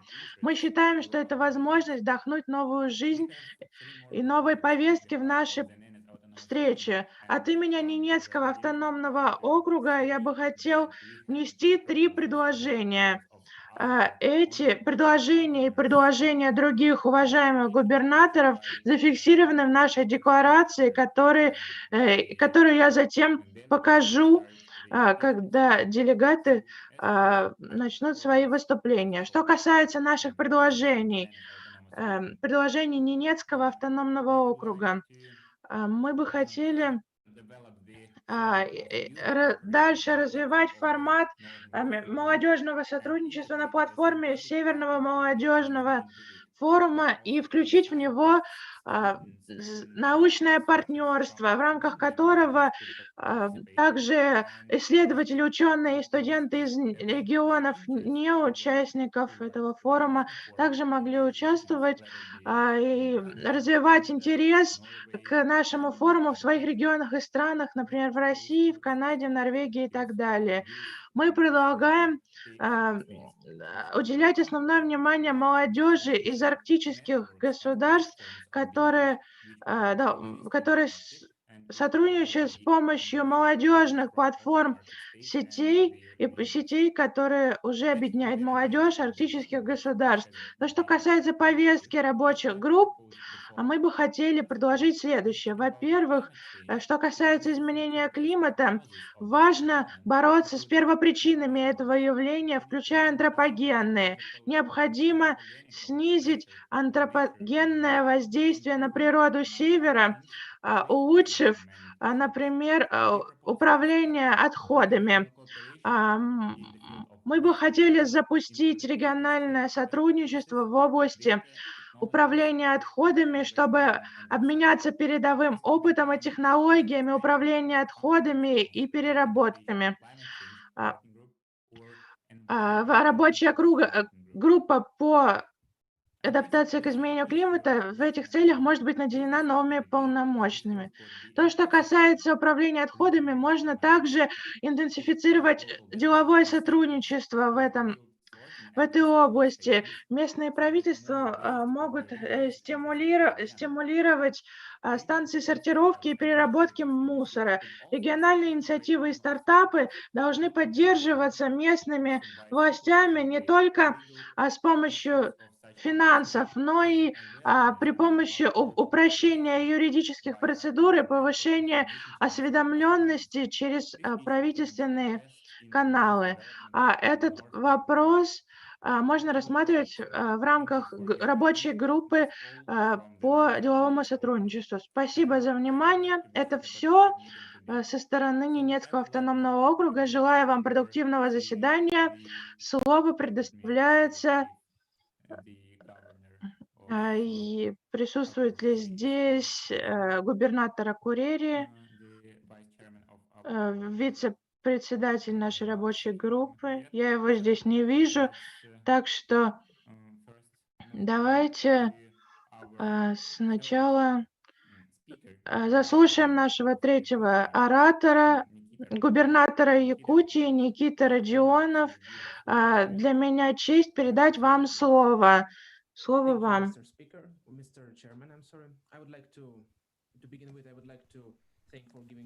Я хотел бы вначале поблагодарить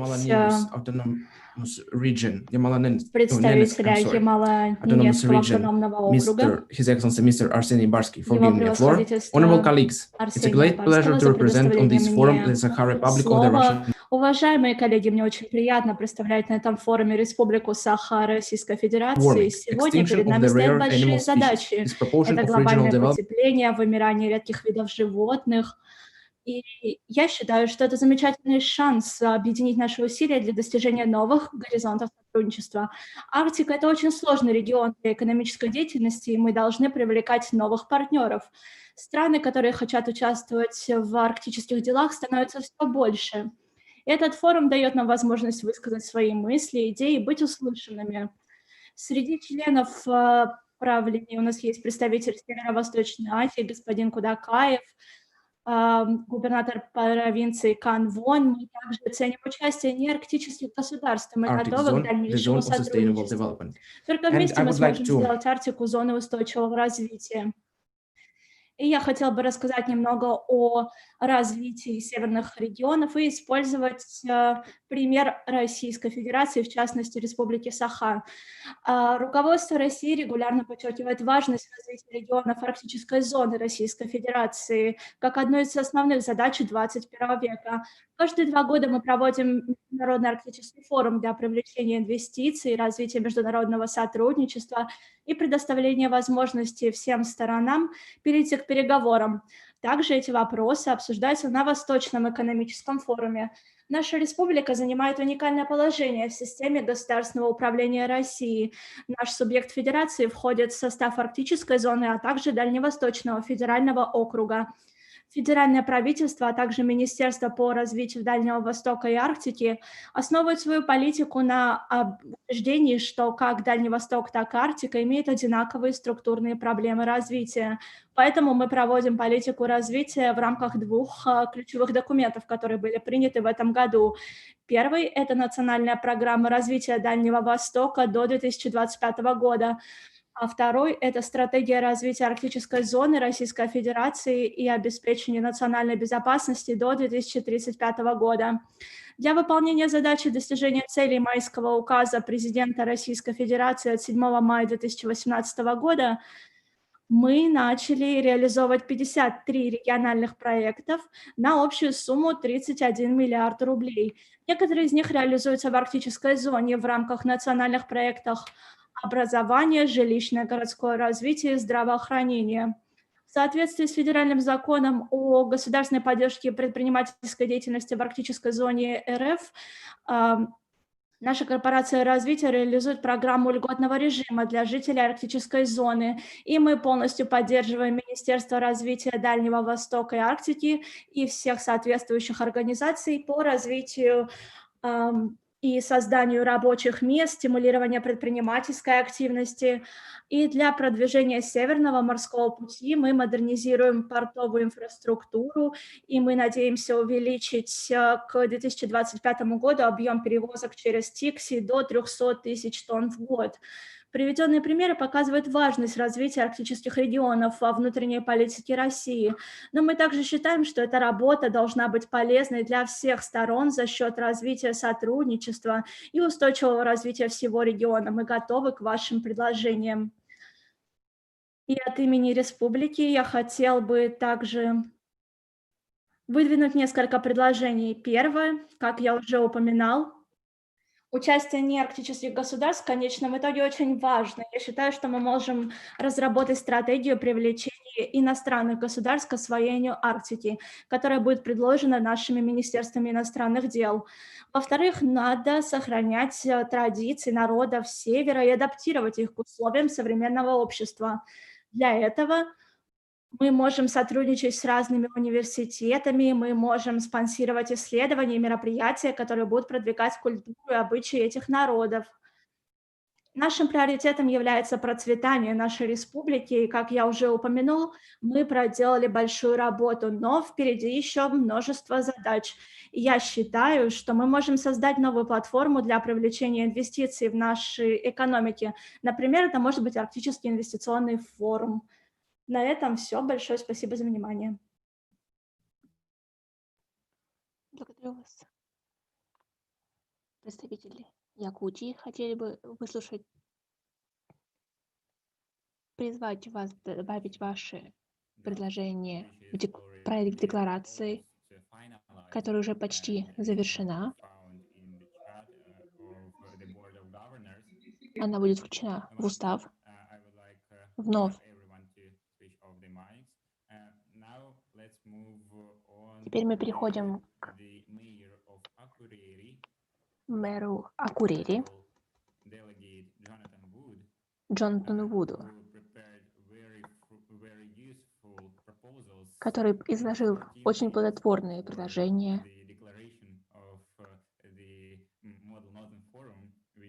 Они касаются декларации Северного форума.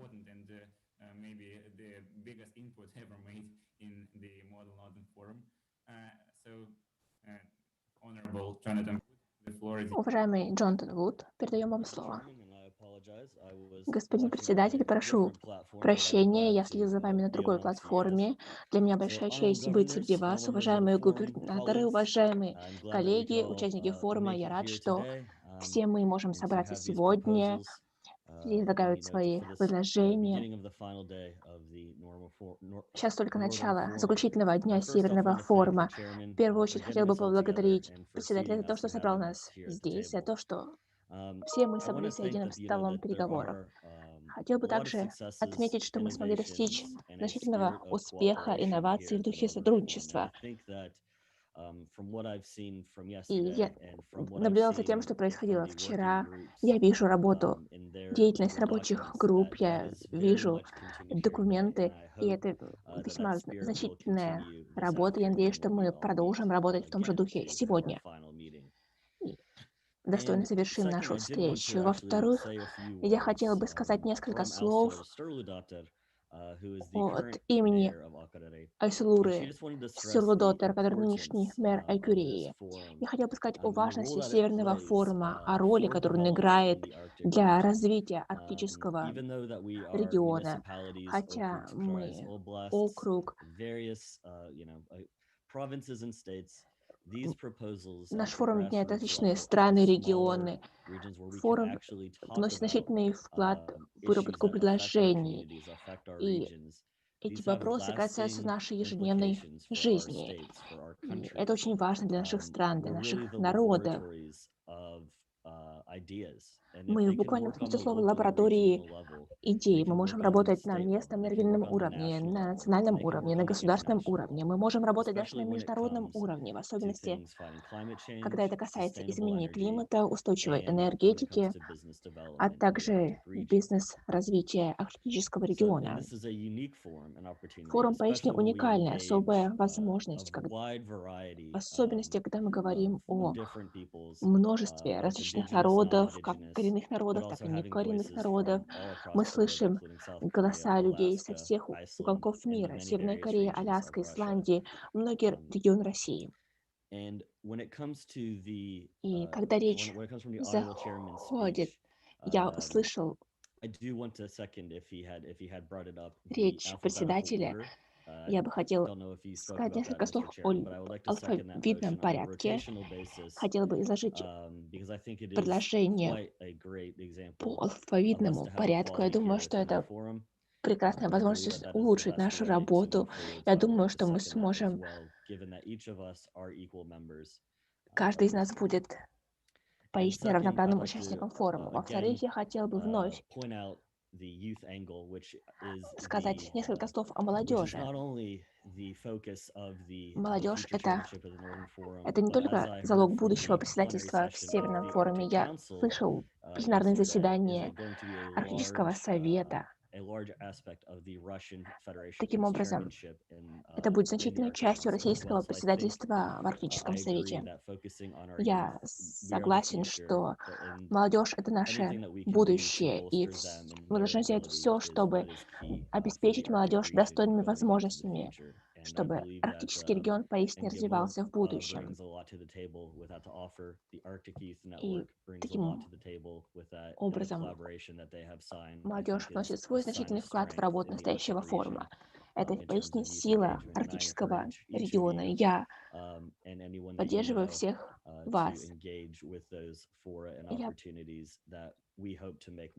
надеюсь, что мы сможем дать вам все необходимые возможности на подобных площадках.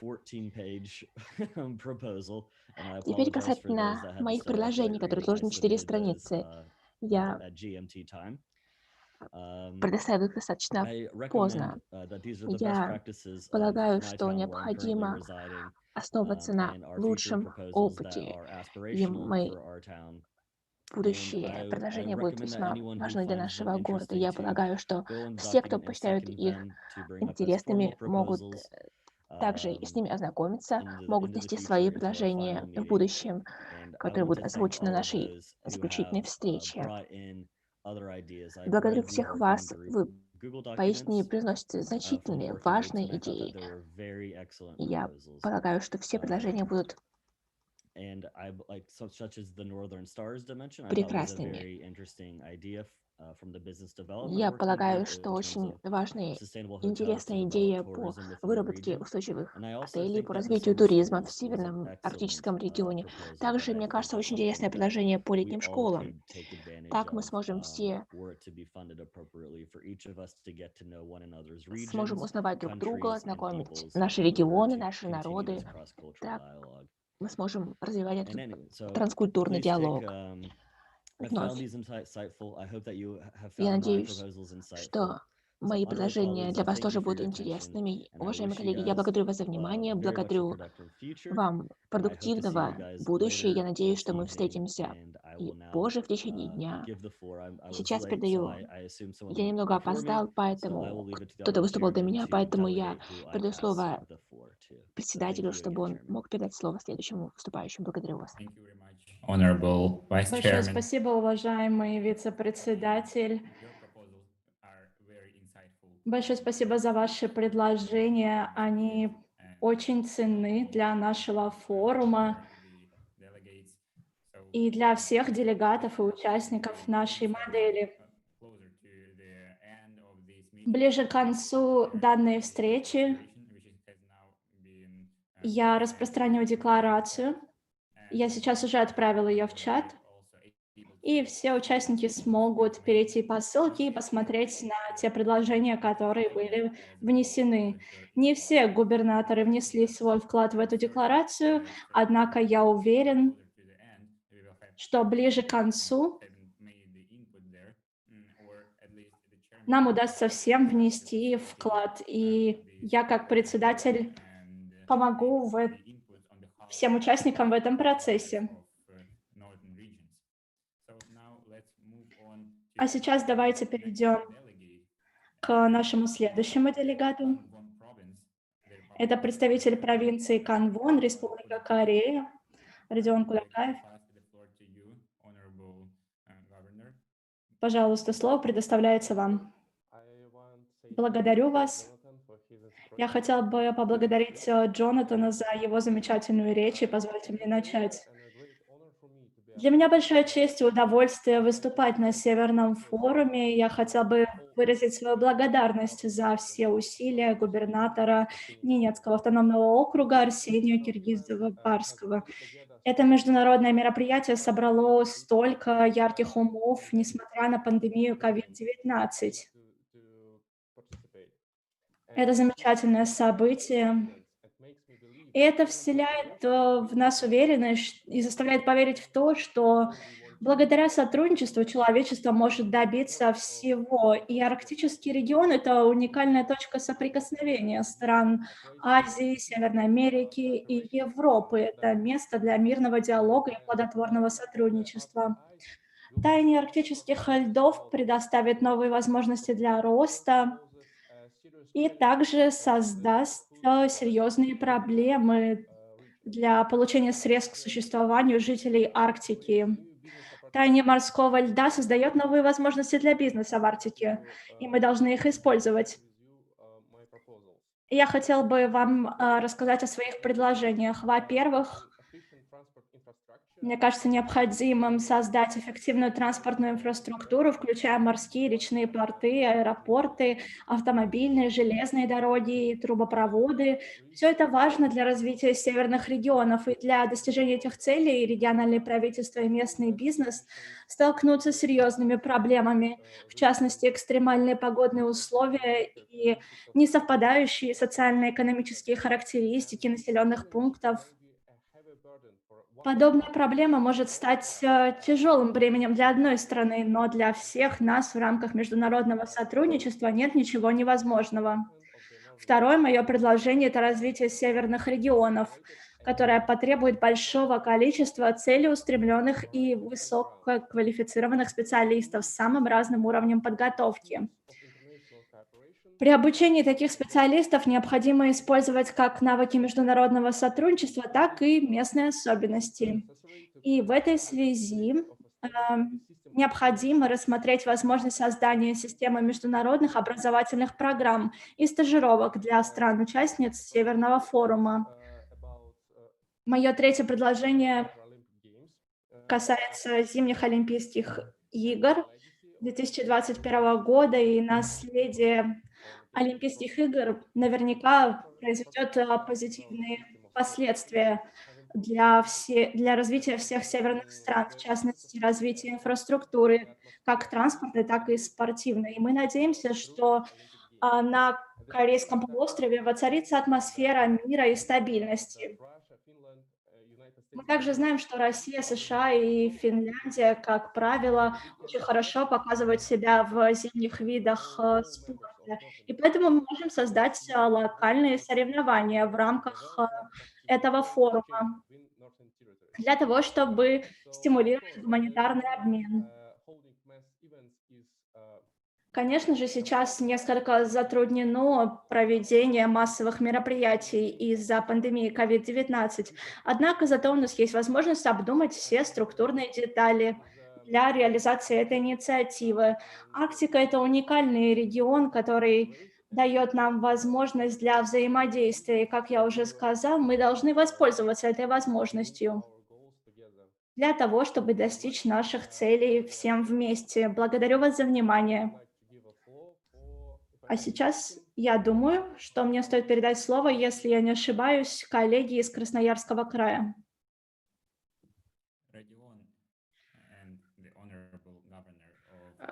Уважаемый губернатор провинции Гангвон, благодарю вас за ваше выступление, благодарю вас за ваш вклад в общую декларацию Северного форума.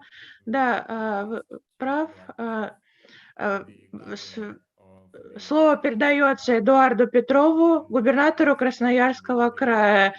Эта речь будет произнесена на русском языке, так что если вам нужен синхронный перевод, пожалуйста, поменяйте внизу на канал английского языка. Эдуард, вам слово. Эдуард, вы можете... Здравствуйте, все участники форума. Хочу сказать вам большое спасибо за ваше внимание, за то, как вы относитесь внимательно к развитию Арктики, за организацию форума. На самом деле мы сейчас с вами сидим общим мировым пространством и не подозреваем даже о том, что многие не знают, что 100 лет назад освоение Арктики по сложности приравнивалось к освоению космоса. Очень многие исследователи оставили там свои жизни, которые путем великих открытий, показали нам ее, что она у нас одна единая, она у нас неделимая, она у нас одна на всех. Я участвовал в различных арктических экспедициях, в том числе руководил арктическими экспедициями, и знаю ее наглядно, знаю ее проблему и ее уязвимость. В первую очередь я хотел бы акцентировать внимание на тех экологических проблемах, которые у нас до сих пор не решаются. У нас есть большой груз накопленного экологического вреда не только со стороны Красноярского края, так же, как и других регионов, так же, как и других стран. Необходимо те знания и опыт, который у нас есть, систематизировать для того, чтобы попытаться в ближайшие десятилетия в Арктике навести порядок. Вторая проблема, очень остро, которая стоит, это отсутствие в Арктике практически коммуникаций. Там очень плохая связь. Если мы с вами находимся и можем видеть друг другу по видеосвязи, то там даже сотовой связи нет. И спутниковая связь иногда бывает не работает. Надо ставить сеть станций для того, чтобы мы с вами могли общаться. Что касается международного взаимодействия по освоению Арктики, я считаю, что фундаментальной основой должно являться отработка технологий спасения. То есть у нас должны быть у всех стран-участниц, у всех регионов единые стандарты на спасение людей оказанием первой помощи. Все знают, что там основным способом передвижения является у нас авиасообщение, это ледокольный флот. И некоторые люди, соответственно, там посещают эту Арктику пешком, в том числе исследуют. Что такое единые стандарты? Это запчасти, одежда, даже тип дизельного топлива у нас должен быть один. Одинаковая должна быть техника, для того, чтобы это все взаимозаменялось. Иногда, а очень часто приходится оказывать помощь в таких условиях, в которых ее кажется, что оказать невозможно. И если мы планируем увеличить там контингент людей и населенных пунктов, которые там будет необходим, нужно очень серьезно подумать на эту тему. Что касается производимых там продуктов,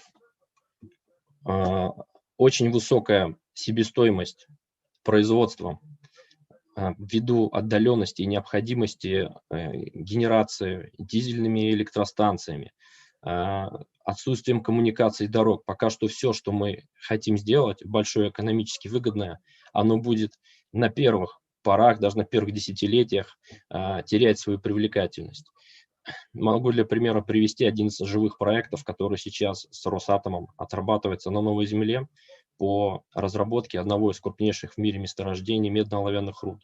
Несмотря на колоссальные запасы медно-оловянных руд, строительство всей инфраструктуры и последствия, которые мы нанесем, ущерб той природе, который мы нанесем вместе с рекультивацией, они сопоставимы с тем запасом материалов, которые там находятся. Об этом надо думать уже сейчас. То есть, какие именно проекты мы будем считать привлекательными и что мы готовы принести в жертву для того, чтобы вместе с вами развивать Арктику. Арктика – это очень наукоемкое направление, и здесь нужно сосредоточить все лучшие умы и весь интеллект для того, чтобы нам сначала было необходимо принять правильные решения, а не что-то сделать, а потом думать всем миром: Господи, а как же это все теперь нам решить? В первую очередь думайте об экологии, о ее сложности и очень долгой восстановимости. Хотел сказать спасибо всем, кто меня слушал, за те идеи, которые я вам преподнес. И если будут у вас вопросы в плане практического применения и используемого опыта, я, конечно, вам всем помогу. Спасибо. Спасибо большое, Эдуард. Thank you, Edward, and thank you for your expertise. And I would like to add that in case any of the participants would like to facilitate this cooperation and to have the contacts with other participants, you can ask the organizers, the secretariat, for contacts of other participants if they do not mind to have their contacts shared. And we will give you their email address or something like that, so that our youth cooperation could also continue, and so that expertise could come into this sphere. So now let's move on to our Теперь мы переходим к нашему следующему говорящему, губернатор Лапландии. В первую очередь выступает Арина Сашанова, которая представит первый доклад от имени Лапландии. У нас два независимых выступающих от Лапландии. И для нас большая честь. И сейчас, Арина Сашанова, слово предоставляется вам. Благодарю вас, Арсений. Добрый день, уважаемые коллеги. Для меня большая честь участвовать в сегодняшнем обсуждении. Я думаю, что это единственный диалог поможет нам улучшить нашу работу, в особенности это касается Арктики. Как представитель Лапландии, Финляндии, я хотела бы отметить, что сегодня Арктика сталкивается с такими проблемами, как изменение климата, неуважение традиций коренного населения, социальные проблемы, а также последствия для общества.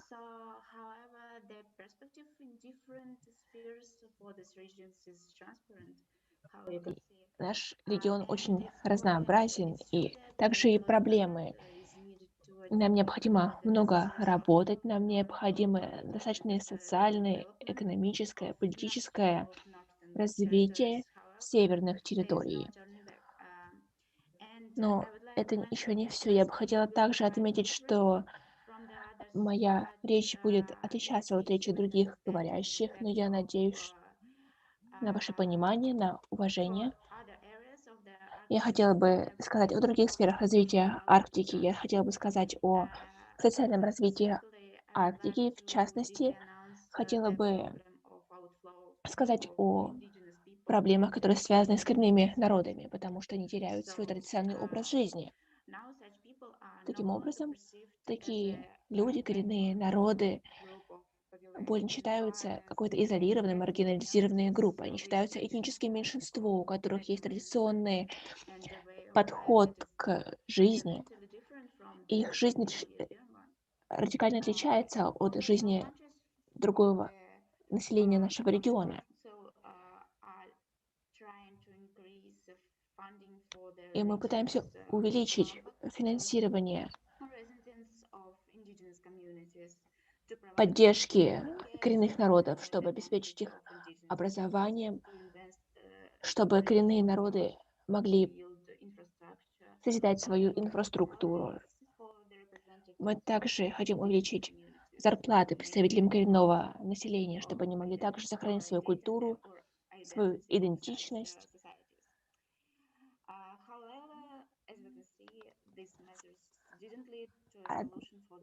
Однако не все проблемы, связанные с коренным населением, разрешены. Хотела бы сказать, что рано или поздно все северные страны столкнутся с одинаковой проблемой. Мы пытаемся удержать молодежь в регионах.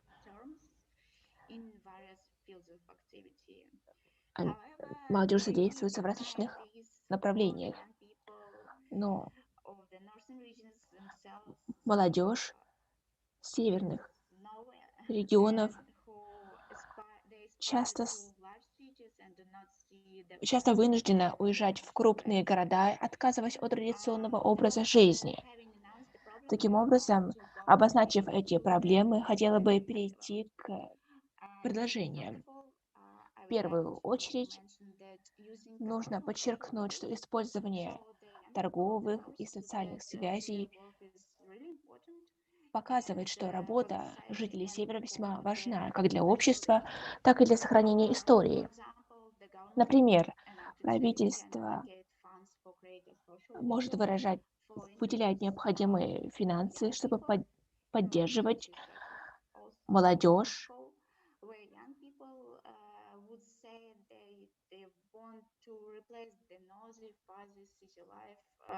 так, чтобы молодежь могла сказать, что они не хотят переезжать в крупные города, чтобы могли заниматься традиционными ремеслами. К сожалению, нам также необходимо привлекать и коренные народы. Необходимо подчеркнуть важность коренного населения для молодежи.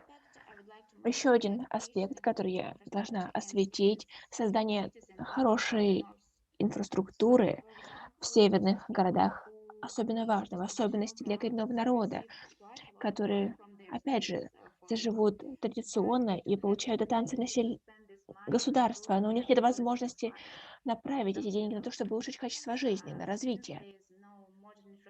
Таким образом, нет современной инфраструктуры. Под инфраструктурой я понимаю торговые центры, возможно, кафе, рестораны, современные образовательные учреждения, культурные. Это очень важно для самих коренных жителей. Третий пункт.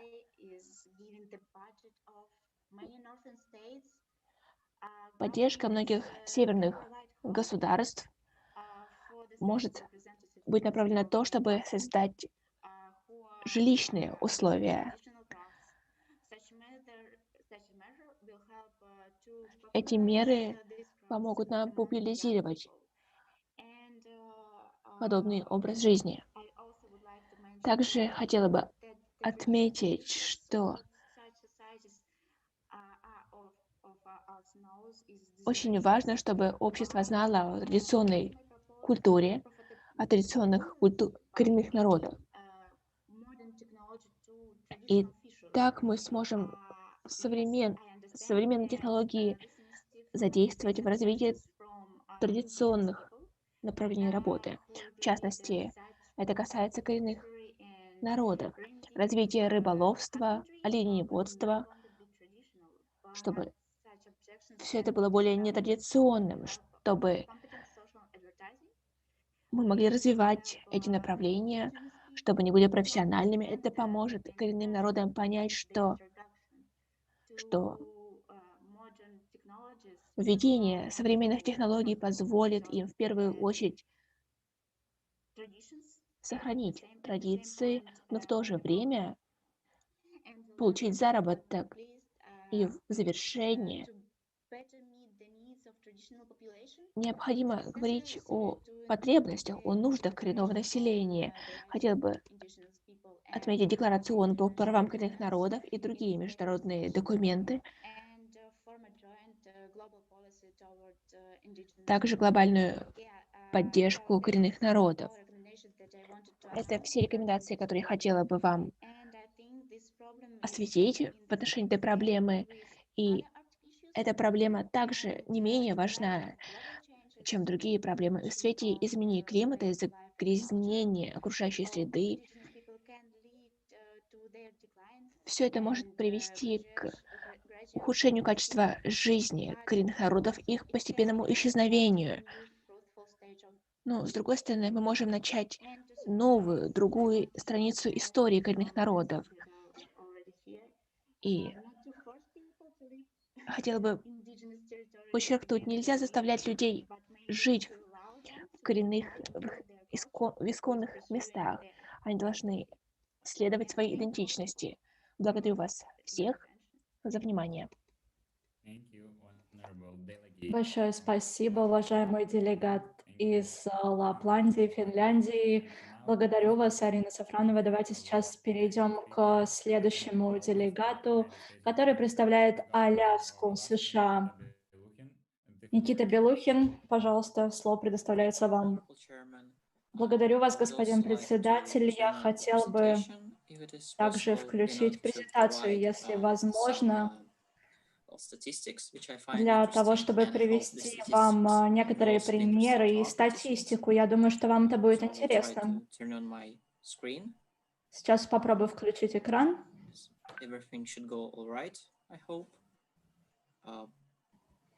Надеюсь, что все работает. Вы сейчас видите? Нет. Простите, пожалуйста, за задержку. А сейчас, да, все сейчас работает. Отлично. Пожалуйста, разверните на весь экран, да. Сейчас все хорошо видно? Отлично. Уважаемые представители арктических регионов, коллеги, я очень рад принять участие в сегодняшней дискуссии. Как вы можете видеть, моя главная идея заключается в том, что арктические регионы, регионы, которые мы представляем,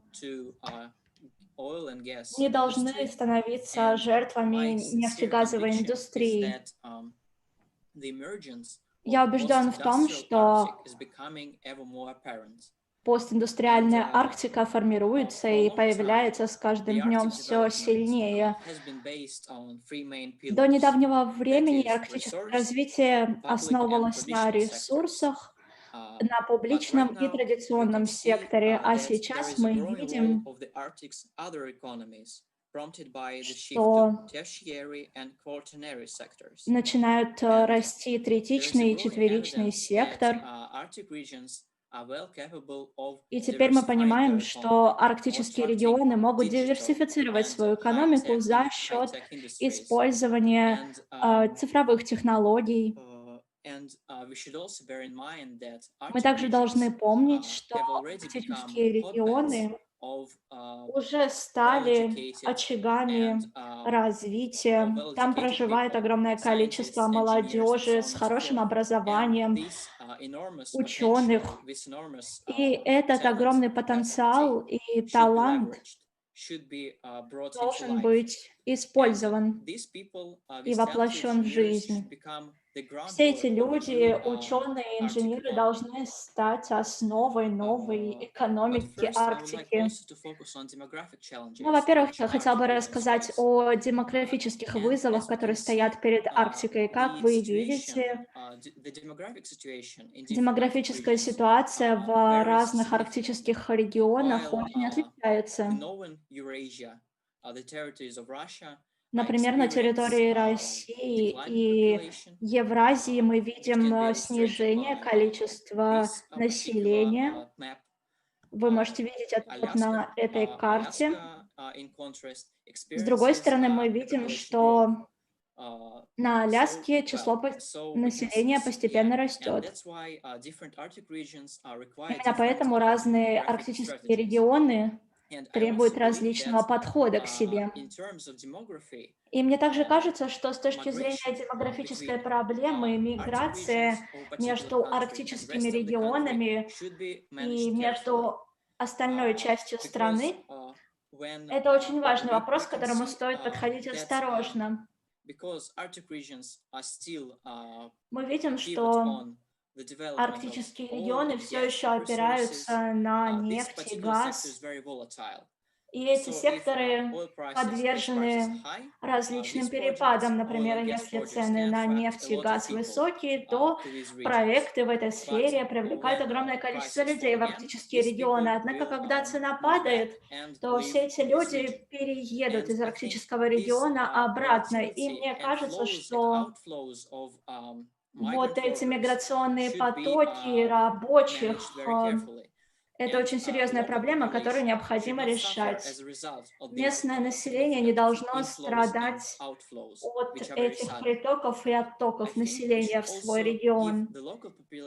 И мне кажется, что нам также стоит дать возможность местному населению научиться чему-то, для того, чтобы местное население также участвовало в этих амбициозных проектах. И мне кажется, что экономика знаний — это не просто какая-то абстрактная идея или концепция. Мне кажется, что это очень важное явление, последствия которого мы можем наблюдать. Цифровая трансформация Арктики также будет означать и некоторые угрозы безопасности. И мне кажется, что наши регионы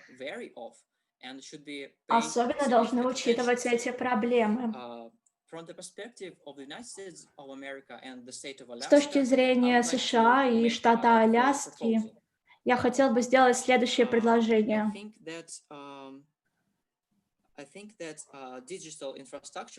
Мне кажется, что проекты по цифровой инфраструктуре и новым технологиям должны открыть двери для всех арктических государств. Все мы должны понимать, что в них происходит, как они развиваются. Мы должны иметь доступ к статистике. Мы также должны поднять вопрос о том, стоит ли нам создать какой-либо консорциум или общую технологическую компанию, которая будет реализовывать проект, вместо того, чтобы делегировать его иностранной неарктической компании, компании из Китая. И с точки зрения США, мне кажется очень важным подчеркнуть это предложение.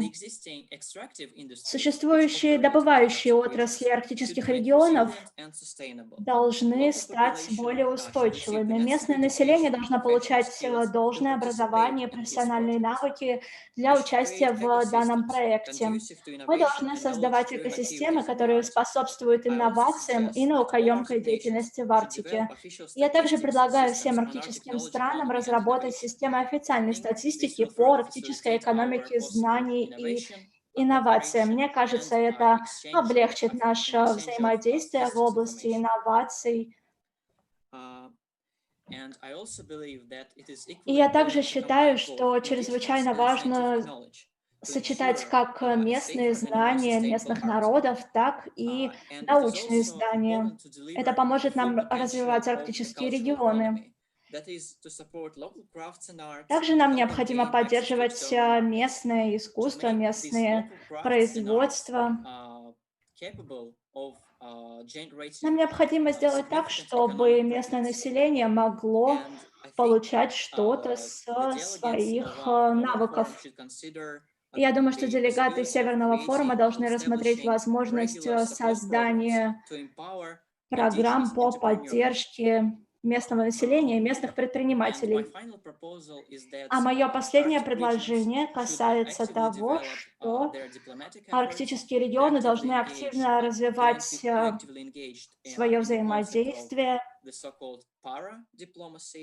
активно использовать инструменты парадипломатии и продолжать свои усилия по налаживанию межрегиональных связей. И в этой связи я предлагаю, возможно, вступление Шотландии, которая также разрабатывает собственную стратегию в отношении Арктики. Вот, например, Шотландия опубликовала в этом сентябре свою стратегию, которая касается развития Арктики. Штаты Мэн и Шотландия, в частности, должны также стать членами Северного форума. Это позволит нам расширить нашу сеть взаимодействия и обеспечить более безопасное и процветающее будущее для всего арктического региона. И я надеюсь, что все мы должны стараться построить не только сильную Арктику, но и вдохновляющую Арктику. Арктика должна стать местом, где развиваются инновации, живут талантливые люди, реализуются новые технологические проекты. Мы должны учитывать интересы как местного населения, так и людей, которые хотят переехать в эти регионы и построить свою жизнь в арктическом регионе. Благодарю вас, уважаемые делегаты, уважаемые представители. Я надеюсь, что моя речь была вам интересна. А сейчас я передаю слово представителю Ямал-Ненецкого автономного округа. Благодарю вас за внимание. Сейчас я отключу экран. Благодарю уважаемого губернатора Аляски. Мы также хотели бы, чтобы вы предлагали показывали нам статистическую информацию. И то, что касается Шотландии и остров Мэн, никогда они не были членами нашего форума, но, может быть, в будущем их пригласят стать членами Северного форума. Слово предоставляется губернатору Ямал-Ненецкого автономного округа. Благодарю вас, уважаемые коллеги, уважаемые участники, уважаемый председатель, зампредседателя. Для меня честь выступать от имени Ямало-Ненецкого автономного округа на заседании Совета губернаторов. Арктика – это перспективный регион благодаря сотрудничеству арктических регионов. Но, тем не менее, у нас есть много проблем. Нужно вспомнить, что Ямало-Ненецкий автономный округ участвует в арктической повестке дня, и он участвует в диалоге по разным вопросам. Для нас важный приоритет – это поддержание традиций наших коренных народов. Благодаря результатам в области устойчивого развития коренных народов Севера Ямало-Ненецкий автономный округ каждый год выступает, делится своим опытом на постоянном форуме по вопросам коренных народов в Нью-Йорке. Наш округ участвует в работе международных организаций, в Арктическом совете, в Арктическом университете и в разных международных дискуссионных платформах, таких как Арктика, территория диалога, Арктика, наше настоящее будущее. Сотрудничество в рамках Северного форума для нас играет огромную роль. Наши студенты участвовали в проектах организации, которая называется «Молодежный экологический форум». В 2017 году этот форум был проведен в Салехарде, в столице Ямало-Ненецкого автономного округа. Теперь позвольте перейти к моим предложениям. Во-первых, то, что касается коренных народов, важно и дальше уделять им приоритетное внимание. Конечно, их популяция сокращается, поскольку промышленность пробирается и дальше на север. Кроме того, аборигены переезжают в города, поэтому города должны работать во имя улучшения уровня жизни нашего коренного населения. Им нужно предоставлять социально-экономическую поддержку. Во-вторых, чтобы заниматься управлением отходами, очень важно, чтобы вся деятельность в этой сфере продолжалась. Экологические проблемы и то, как мы их решаем, показывают, что регионы должны сотрудничать друг с другом в области управления отходами, особенно с теми регионами, у которых нет таких возможностей. В-третьих, как регион, специализирующийся на производстве газа и нефти, для нашего региона важно продолжать сотрудничество с регионами в развитии этой отрасли, а также в предотвращении негативных последствий для производства и для окружающей среды со стороны нашей отрасли. Мы будем и дальше внедрять высокие технологии в области производства нефти и газа. Я также хотела упомянуть, что во время встречи рабочей группы вчера мы предложили два проекта. Первый – это арктическая молодежная экспедиция в Арктику 2 недели, длительностью 2 недели. Участники будут изучать природу и проводить другие необходимые исследования. У нас будут 2 или 3 остановки, где будут проведены семинары, лекции, мастер-классы и встречи с коренными народами. Второй проект – это создание арктических мини-отелей «Северные звезды». Мы ценим поддержку нашим проектам, и мы предлагаем регионам Северного форума присоединиться к нашим инициативам. Дорогие господа губернаторы, уважаемые члены Совета, мы ценим работу ваших делегаций в рамках нашего форума, и мы верим, что только вместе сможем мы решить все проблемы во имя нашего общего дома Арктики. Благодарю вас. Благодарю уважаемого губернатора Ямало-Ненецкого автономного округа и спасибо, что вы напомнили нам о проектах, которые были представлены вчера делегацией Ямало-Ненецкого автономного округа. Это было очень впечатляюще. Давайте передадим слово губернатору Камчатки Марии. Благодарю вас, господин председатель. Добрый день, уважаемые участники форума. Для меня большая честь участвовать в Северном форуме и представлять Камчатский край. Очень важно уделить внимание северным территориям и арктическому региону. Это необходимо как для большего развития региона и повышения ввиду больше экологических проблем, которые касаются жизни, которые живут там. Тесное сотрудничество между правительствами, рабочими группами и бизнес-структурами необходимо как для достижения целей устойчивого развития, так же для улучшения качества жизни людей в столь суровых климатических условиях. Сегодня все больше стран, в особенности азиатских, выражают свою готовность и желание участвовать в вопросах Арктики. Таким образом, наш регион может быть прекрасной платформой для развития сотрудничества между странами. Это также важно для Камчатского региона, форпоста безопасности и центром наших российских геополитических интересов. Также у нас очень высокий уровень жизни, который основывается на сбалансированном экономическом развитии региона и богатых природных ресурсах. Хотела бы представить ряд стратегий по развитию Камчатского края. У нас есть ряд стратегических целей по развитию Камчатского края до 2025 года. Например, необходимо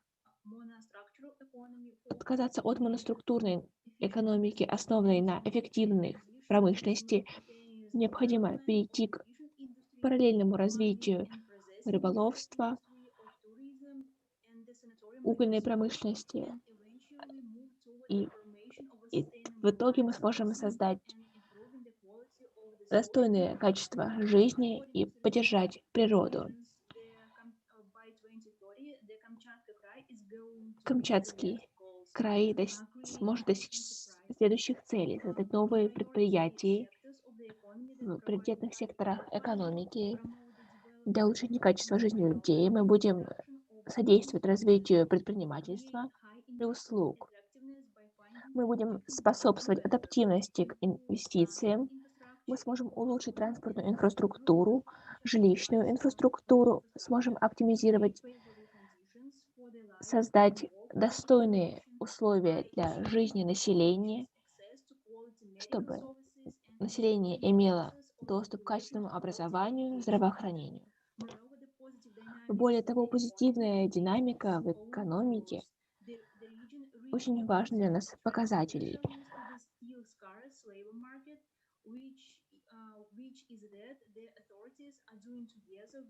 И наши власти развивают многие проекты совместно с бизнес-сообществом. Мы развиваем древесную промышленность, чтобы наш рынок был более конкурентным.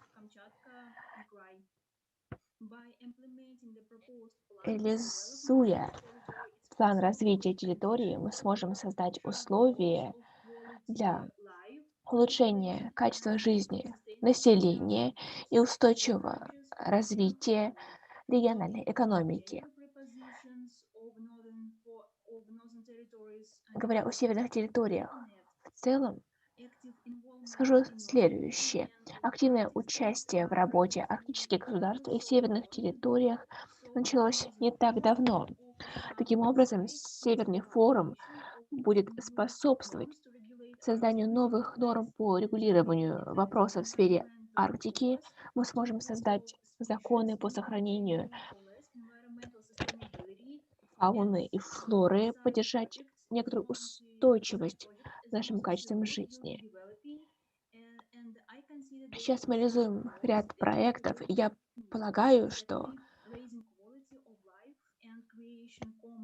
мы сможем улучшить качество жизни. Нам необходимо выработать общие северные стандарты качества жизни. повышение и улучшение качества жизни в сотрудничестве с участниками Северного региона предоставляет доступ к здравоохранению, к образованию и к услугам, а также развитие туризма может содействовать развитию инфраструктуры, будет способствовать инвестициям, что необходимо для жителей. Нам также необходимы меры, направленные на интеграцию коренного населения для спасения и сохранения их традиционного образа жизни. И последнее мое предложение следующее. Северный форум работает эффективно. Это дополнительный орган, который он не нарушает работу социальных правительств, но и не отрицает полномочий правительств. Поэтому необходимо создать точную институционную структуру Северного форума, чтобы его работа была более эффективной. Так мы сможем реализовать большие проекты.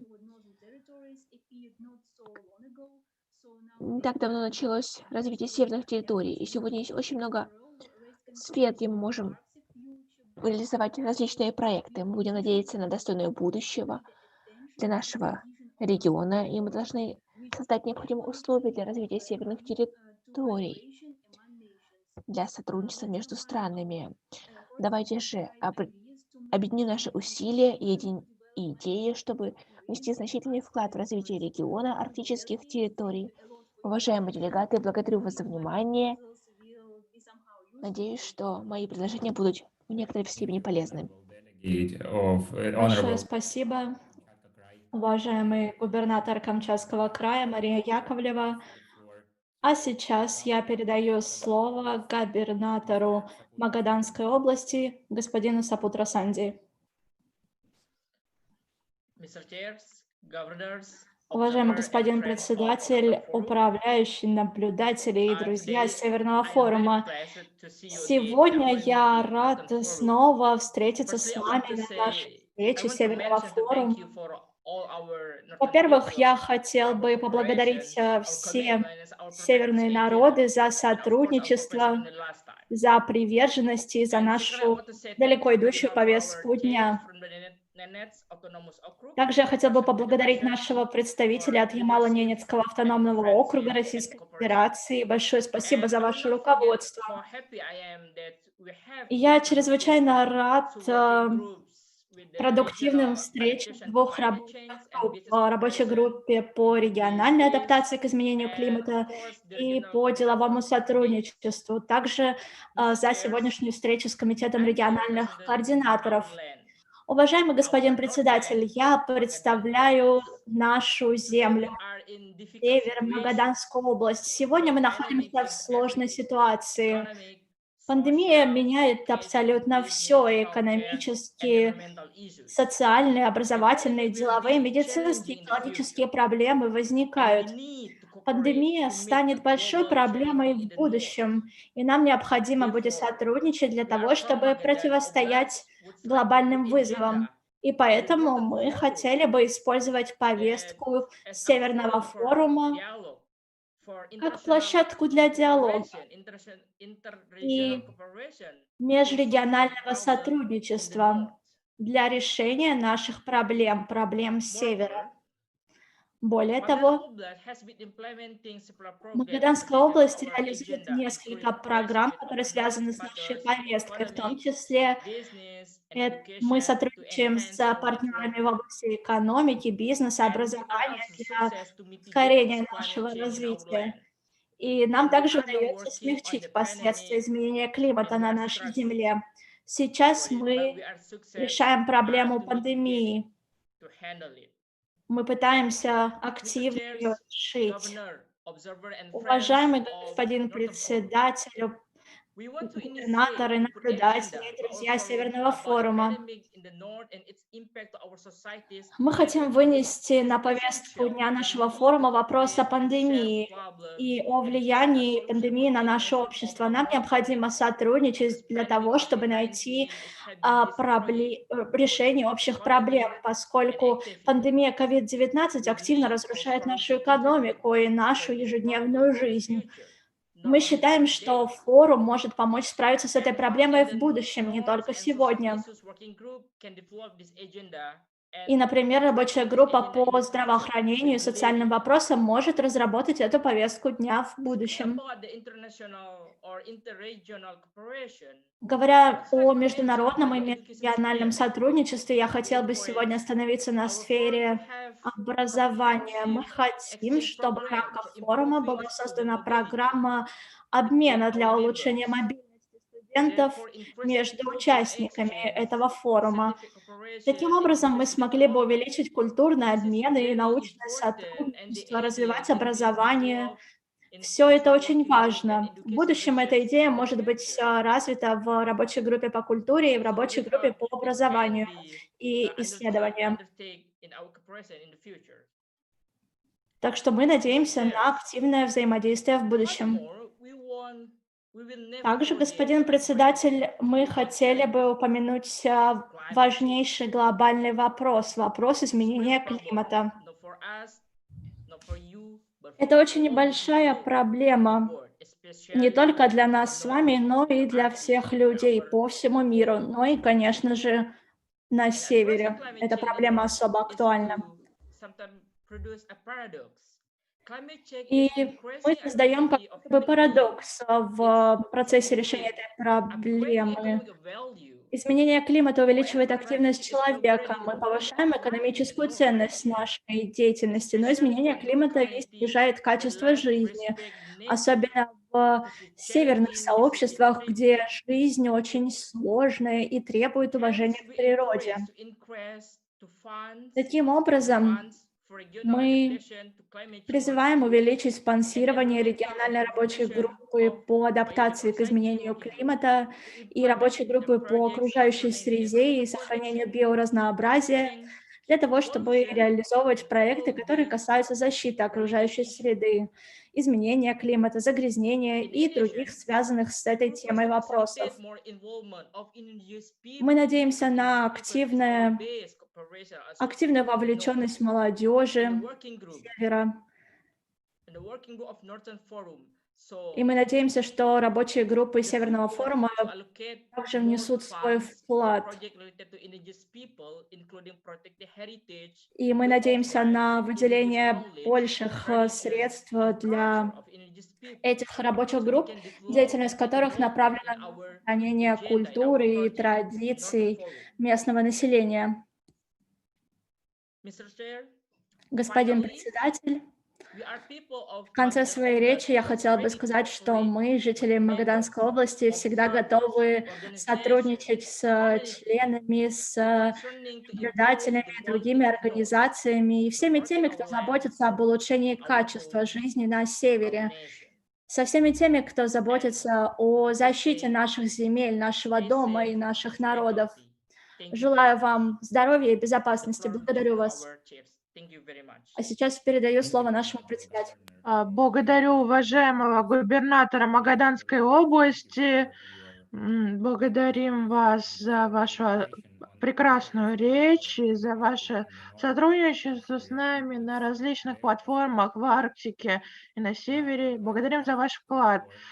Слово предоставляется второму представителю Лапландии Ламану Бакуви.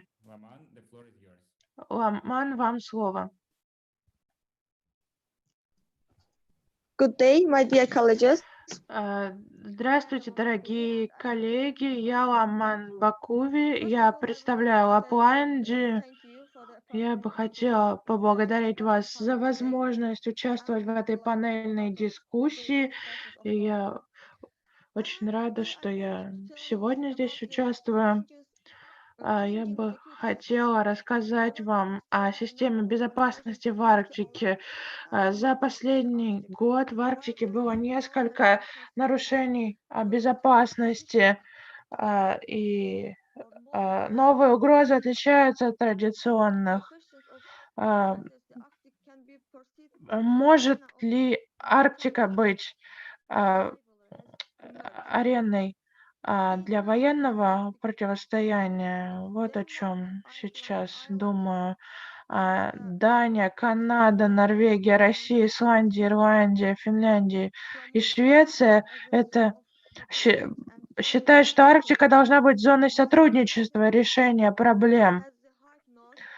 Но трудности для сотрудничества представляет географическое и климатическое поражение.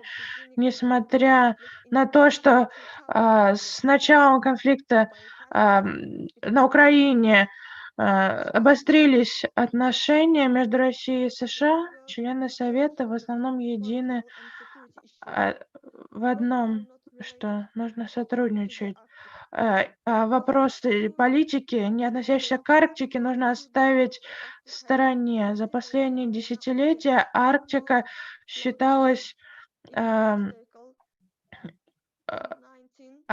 ареной для сотрудничества.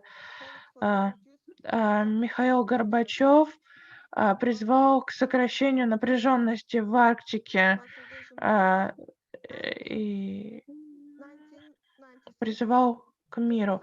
В 1996 году был создан Арктический совет, и он решил, что вопросы безопасности нужно оставить в стороне от своей повестки. И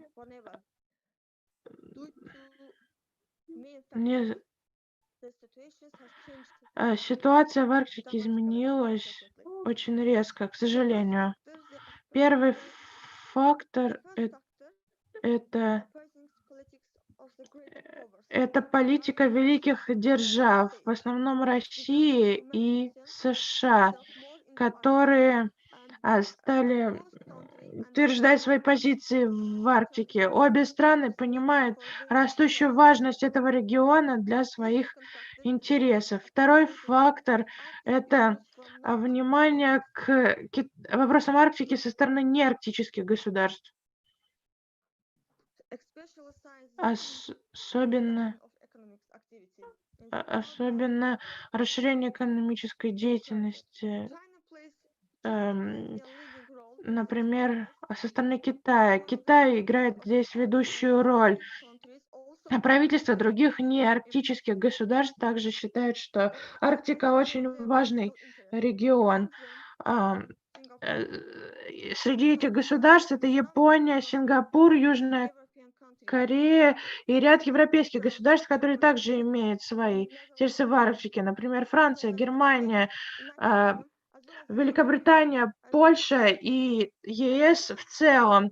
В результате Арктика все больше становится ареной противостояния, и здесь становится важным вопросы региональной безопасности в Арктике. Наконец,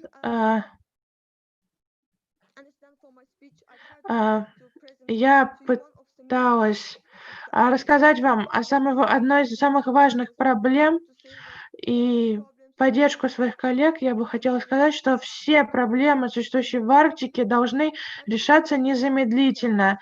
Я призываю всех молодых дипломатов, всех уделять внимание нашим проблемам, которые мы обсуждали сегодня. Вот наша первостепенная цель на данный момент. Благодарю вас за внимание. Желаю вам всего хорошего.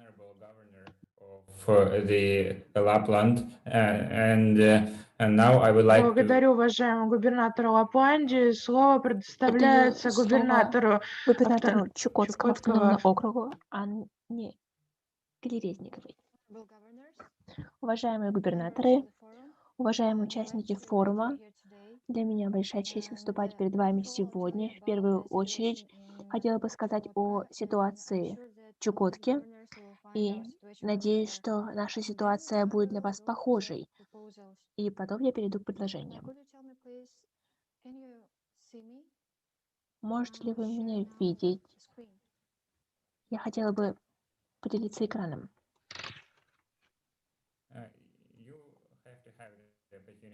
Share the screen, but we cannot see the presentation right now. Now it is switching on. Yes. All right. Here it is.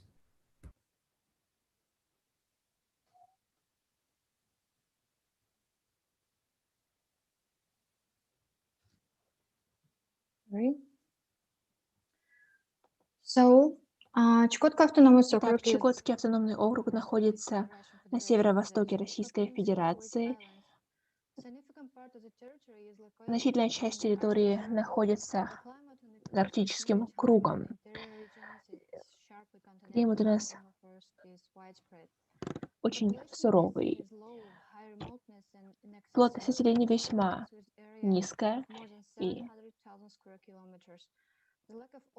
отсутствие собственных топливных ресурсов, а также высокие цены на ЖКХ очень серьезно сказывается на ситуации в нашем регионе. У нас также нет прямого железнодорожного транспорта.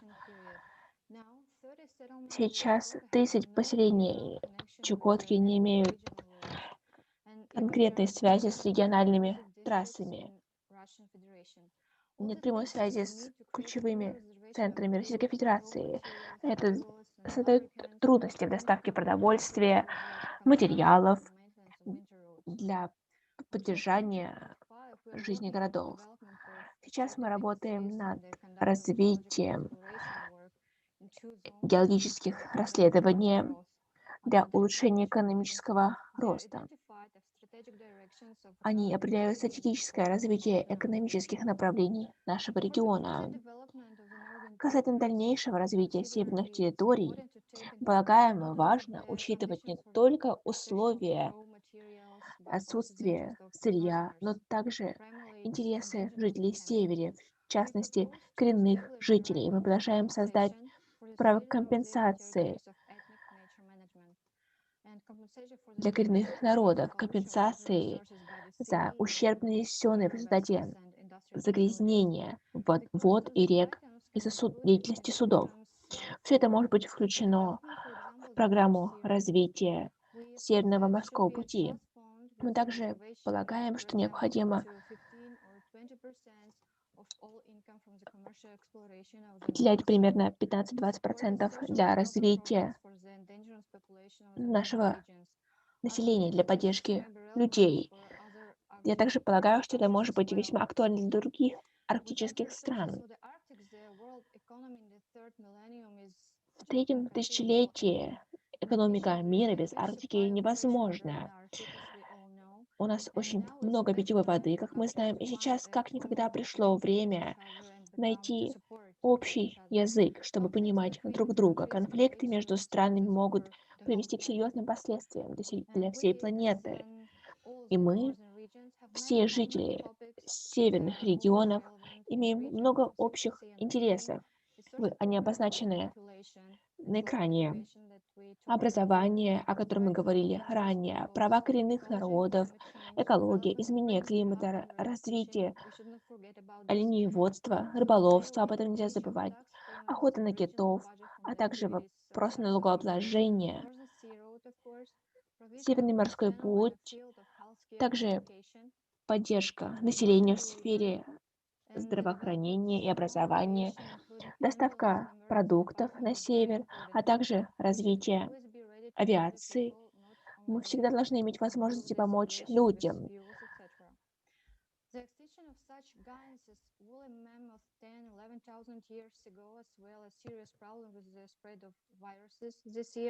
Сегодня мы сталкиваемся с серьезной проблемой пандемии. Наш мир становится все более хрупким, уязвимым. Население сталкивается с проблемами загрязнения окружающей среды. Это серьезная проблема для многих уголков мира. Нам нужно не только говорить о проблемах, но вырабатывать конкретные решения в конкретных реалиях. Разрешение многих проблем зависит от организации нашей работы, поэтому Чукотка предлагает выработать структуру нашего форума, состоящую из постоянных членов. Необходим собственный устав, чтобы мы работали в сотрудничестве с Арктическим Советом, взаимодействуя со всеми участниками. Мы можем улучшить качество жизни нашего населения, но нельзя обойтись без поддержки молодежи. Все предложения будут включены в итоговый документ нашей встречи. Благодарю вас за внимание. Это все. Большое спасибо, уважаемый губернатор Анна Колодезникова. А сейчас у нас есть еще губернаторы, которые не выступили, но они выразили свой интерес в том, чтобы присутствовать на встрече. Это представители Хабаровского и Приморского края. And Yaroslav Solovyev, and on behalf of the chairmanship in the Northern Forum. От имени председателя Северного форума я хотел бы поблагодарить вас за то, что вы присутствовали. Благодарим вас за все внесенные комментарии. Благодарю вас. А сейчас я хотела бы подвести итог нашей сессии. Во-первых, я хотела бы поблагодарить всех губернаторов, которые пришли сегодня на нашу встречу. Большое спасибо за ваше выступление. Никита Родионов, губернатор Якутии. Затем у нас был представитель Республики Кореи, Красноярского края. Затем перед нами выступал представитель Лапландии из Финляндии. Также перед нами выступили представители Магаданской области, Камчатского края, губернатор Аляски, представитель Ямалского автономного округа и Чукотки. Большое спасибо за ваше выступление. Мне кажется, что наша встреча получилась очень интересной и продуктивной. Я получила огромное удовольствие, будучи председателем нашей сессии. И если вы еще не закончили вносить свой вклад в нашу общую декларацию модели Северного форума 2020 года, то я призываю вас завершить эту работу, внести свои комментарии. Декларация открыта до конца сегодняшнего дня. Вы можете внести свои правки, а затем мы передадим ее дизайнерам, которые завершат ее оформление. Благодарю вас. У нас есть еще 4 минуты, а затем у нас начнется церемония закрытия, где все уважаемые эксперты, которые присутствовали также и на этой сессии, выступят и прокомментируют ваше выступление. Это будет происходить также здесь, в этой встрече Zoom, через 19 минут, в 15:15 по московскому времени. А сейчас я от имени председателя хотела бы предоставить слово своему сопредседателю Джонатану Вуду, мэру Акурейри, для того, чтобы он завершил эту встречу. Благодарю вас, уважаемый председатель, за Благодарю, уважаемый ваше председатель, выступление. благодарю всех представителей. Все предложения были потрясающие, и я очень жду, когда уже увижу их в нашей финальной декларации, которые мы представим на церемонии закрытия. Я считаю, что это было очень важно. Я слушал все речи, и мы все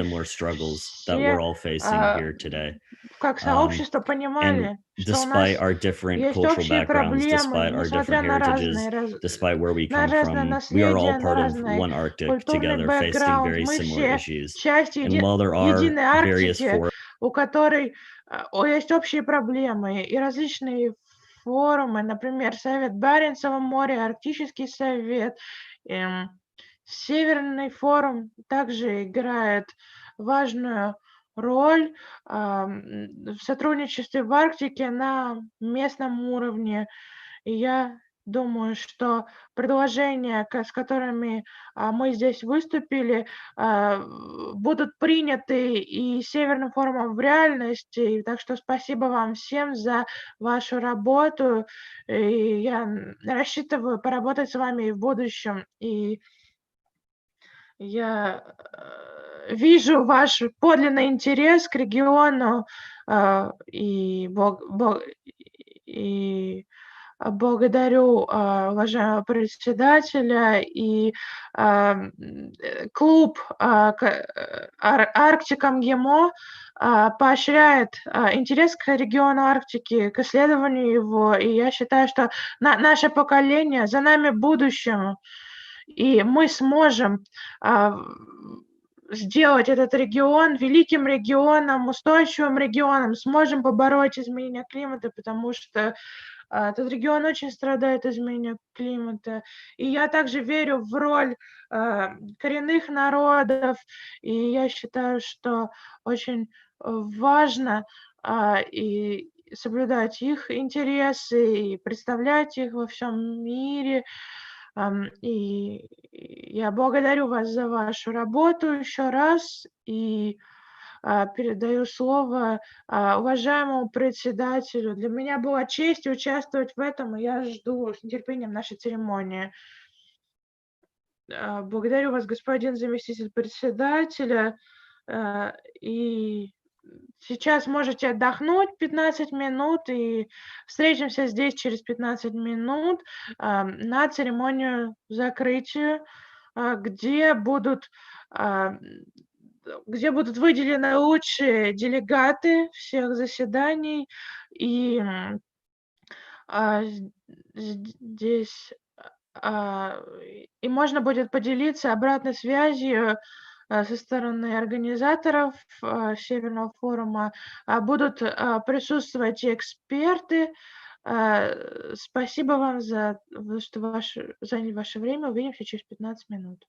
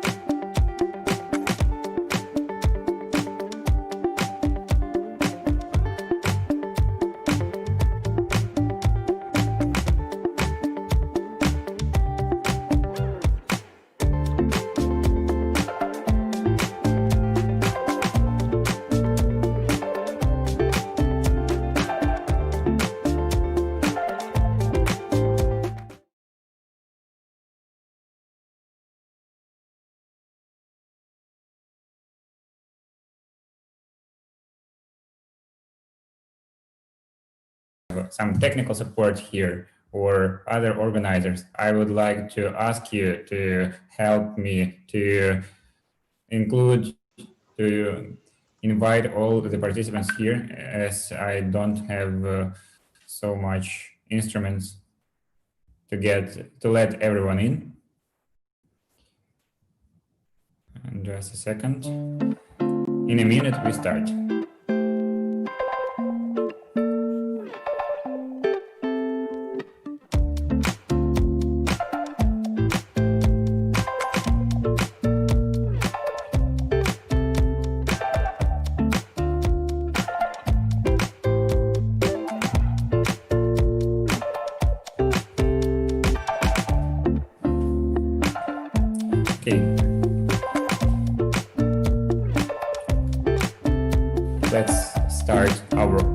Ceremony. Now I would like to start, as I have already said, by giving the floor to our honorable experts, especially from the Northern Forum leadership. And the first to speak is Mr. Vladimir Nikolaevich Vasilyev, the Executive Director of the Northern Forum. Vladimir Nikolaevich, the floor is yours. Thank you, Arseny. Oh, thank you, Mr. Chair, for giving me a floor. And it was excellent discussions today, as well as during the Regional Coordinators Committee and the Board of the Governors. And I read carefully just through the draft declaration of the Board of Governors. It's many pages, there are 21 pages. And of course, it was mentioned that Jonathan make a great contribution. And using this opportunity, I would like to send my warmest greetings to Arctic Stephenson Institute, where I worked 17 years ago as a Northern Forum representative there in Iceland. And it was wonderful year, and we worked very well under the Icelandic chairmanship in the Arctic Council. I see that you have suggested very good proposals to the Northern Forum, and I also shared your concerns about this some kind of unclearance of institutional status of the Northern Forum. It was a non-profit corporation legally registered in Alaska, in Anchorage, but the secretariat was moved to Yakutsk 8 years ago. And now we have some kind of a little bit strange international organization maybe, but we have the same status like as the Arctic Council, which is not legally registered in any countries also. That is like as forum. So that Northern Forum is also forum right now, but we are thinking about just registrations, our organization in some countries, perhaps in Russian Federation. It will be discussed during General Assembly, perhaps next year. And I have got a lot of new ideas from your contributions, and it is very important for us to improve our work, to attract interest of other regions, especially from the Northern America. We miss a lot Canadian regions. They used to be very active, Yukon Territory, Nunavut, Alberta, Quebec.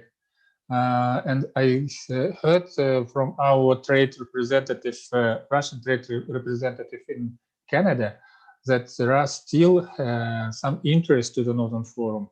And I hope that under the Russian chairmanship in the Arctic Council, we will be able to return our former regions.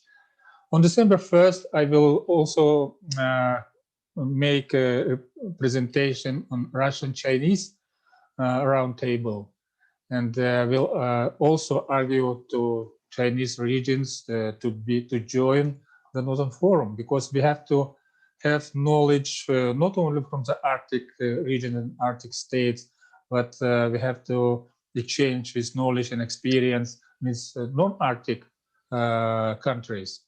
It will be very, very important for us, especially taking into account huge climate change as we observe all over the planet. And we have to exchange with best practices to use in our local communities or in municipalities or in regional level. It's just global challenge.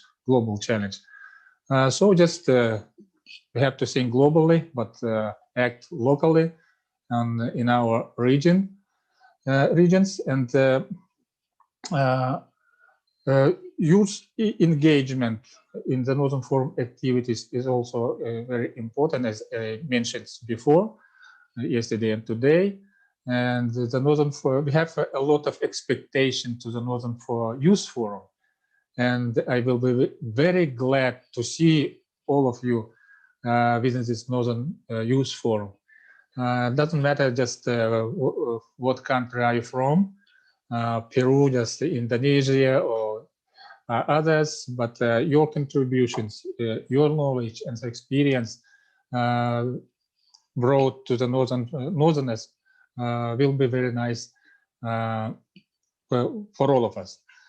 And of course, just we thought, thinking about business cooperation in the North and in the Arctic.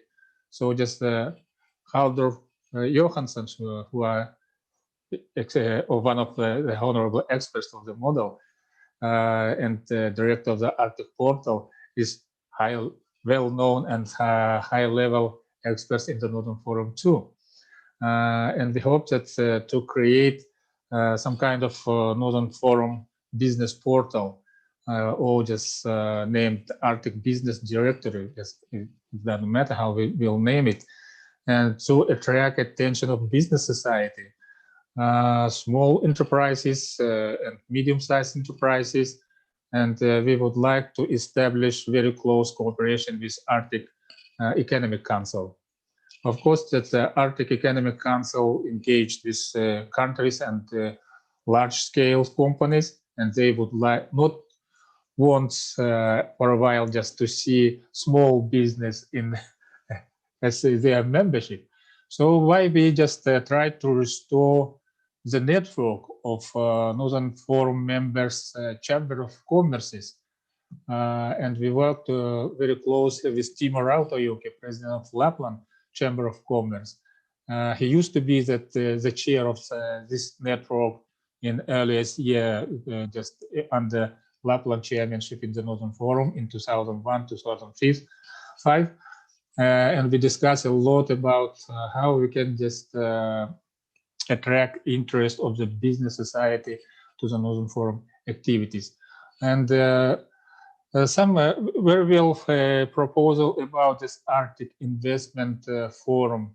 It's Lapland just organized annual Arctic Business Forum, but participants are mainly from Scandinavian countries and just northwestern part of Russia, and some representatives from Northern America, but no any participant from this part of the world, from Asian part of Russia and the Asian country, our members. So just I asked him to invite more often just the Asian countries and the Asian regions of Russian Federation. So just we would like to expand cooperation in business more widely, and we're thinking about just creation of Northern Forum Foundation even.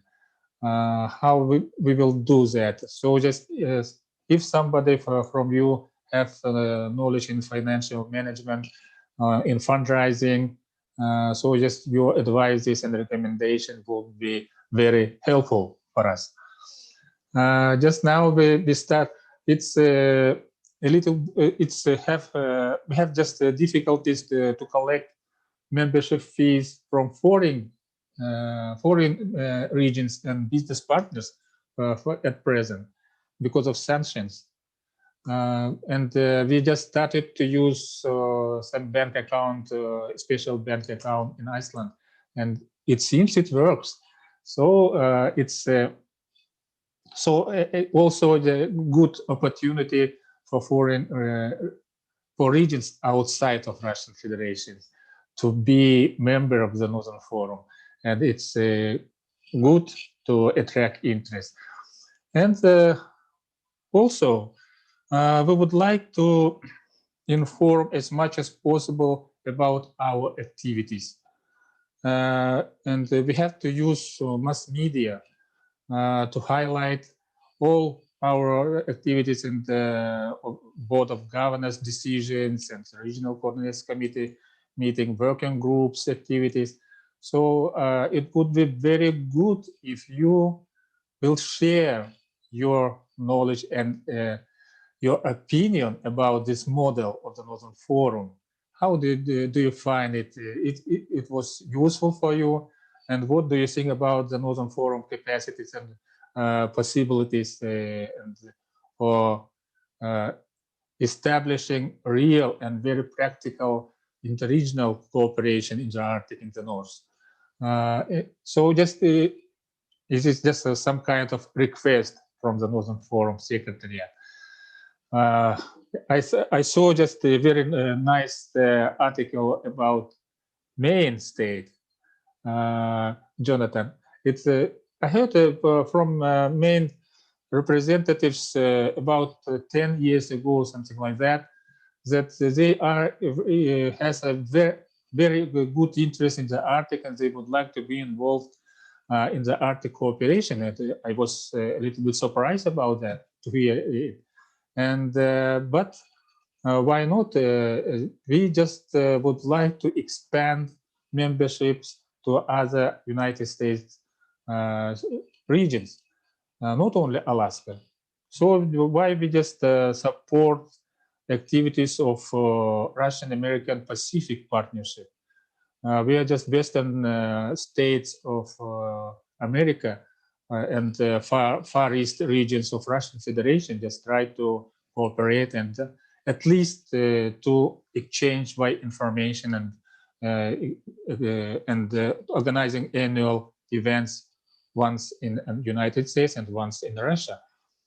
So just we just try to attract the interest to the Northern Forum also. And if you can assist us, perhaps, to share information with Maine authorities, and or just perhaps use mass media, regional media in Maine to highlight the Northern Forum activities, it would be very, very helpful. So I can just talk a lot and many hours about the Northern Forum, but I would like to stop right now, and I would like to hear your proposal, your comments, your opinions. It is very, very important for us. Thank you. Thank you, Vladimir Nikolaevich. I would like to add that in a couple of days, we will finalize the final documents of the Model Northern Forum and unite all the proposals made by participants in both of the working groups in the Regional Coordinators Committee and in the Board of Governors session in one document, so that it is easier for for the governors to see it, and we will also try to translate it into Russian. Okay. Yeah, one more. Just Ekaterina Safroneeva is invited to the Regional Coordinators Committee meeting on December 11th to represent the Northern Youth Forum. So you can provide her with all information and all proposals from the model. So to highlight and to attract interest of the regional coordinators, and it will reach Board of the Governors too next year. So thank you. Thank you. This will definitely be done. And as for other issues, it is an honor for us to unite the youth who has the capacity to direct the message of the Northern Forum to some regional governments and to the rest of the world. Also, it is an honor for us to inform the youth about the activities of the Northern Forum. And I hope that we managed to do at least a little bit of it. And now I would like to give the floor to Halder. Halder, if you have the comments for this session, the floor is yours. Thank you very much. It's been a lot of pleasure for me to take part in this activity, and I learned a lot, and it always makes me very hopeful for the future, because there's a lot of inspiring, clever young people out there, and this platform to have their voices heard is very important. I also hope it's stimulating for yourselves to discuss with each other, and also some of those older guys like myself and Vladimir about what's been going on and what the potentials are. Just as a side note, last fall there was a group of young students in Iceland, in Akureyri.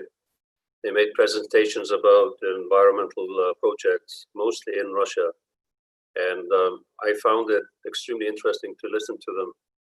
And at the same time, I think it was an incredibly good exercise for them.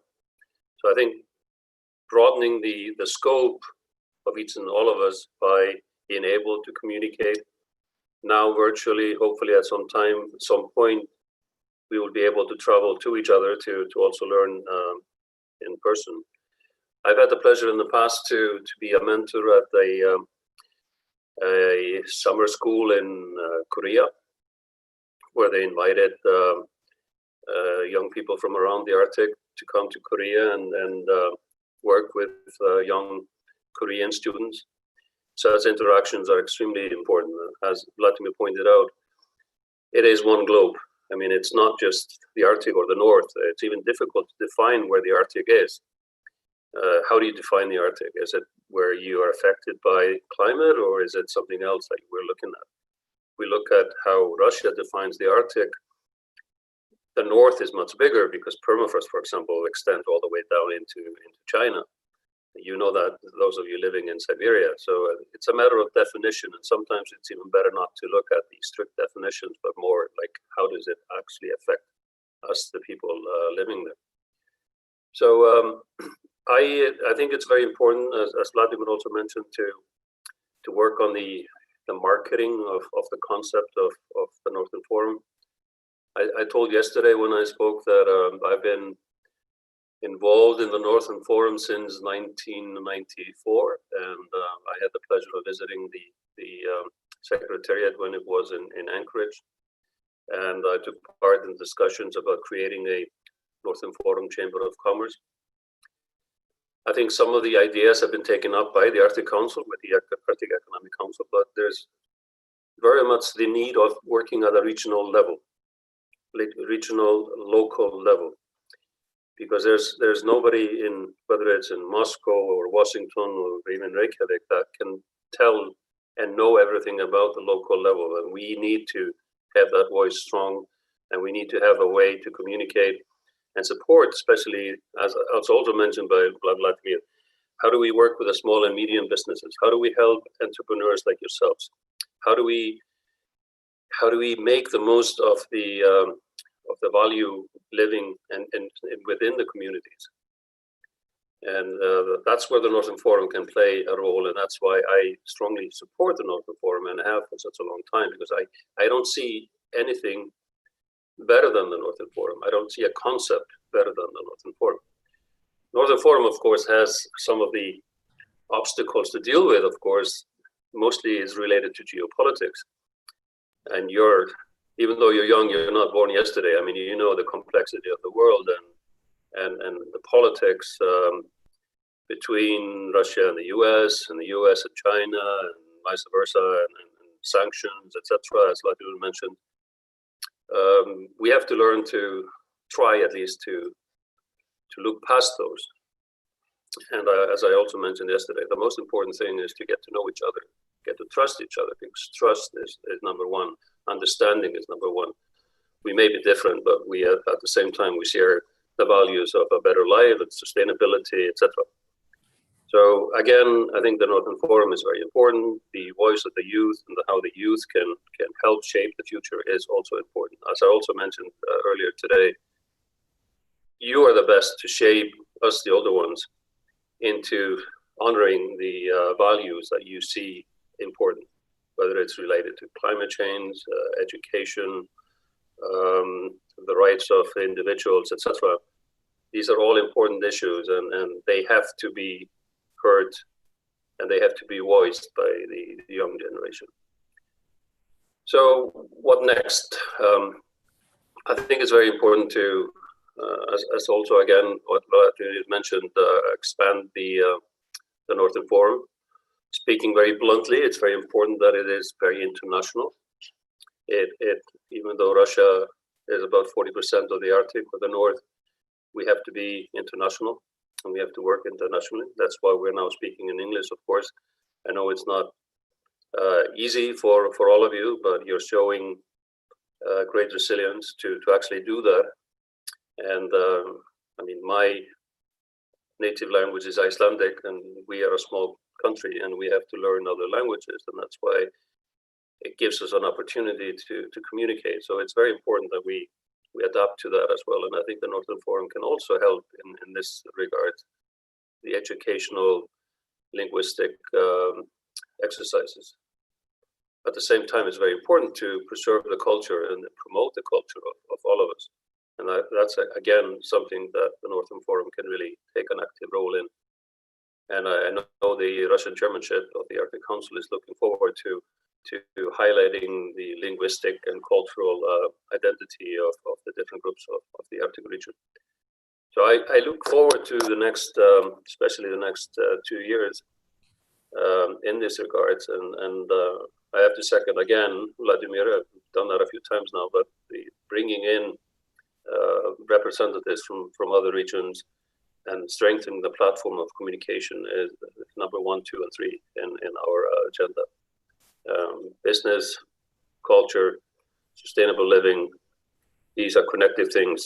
There's been a lot of talk of tourism in the projects. I think tourism, of course, is extremely important. Tourism can both provide jobs for young people.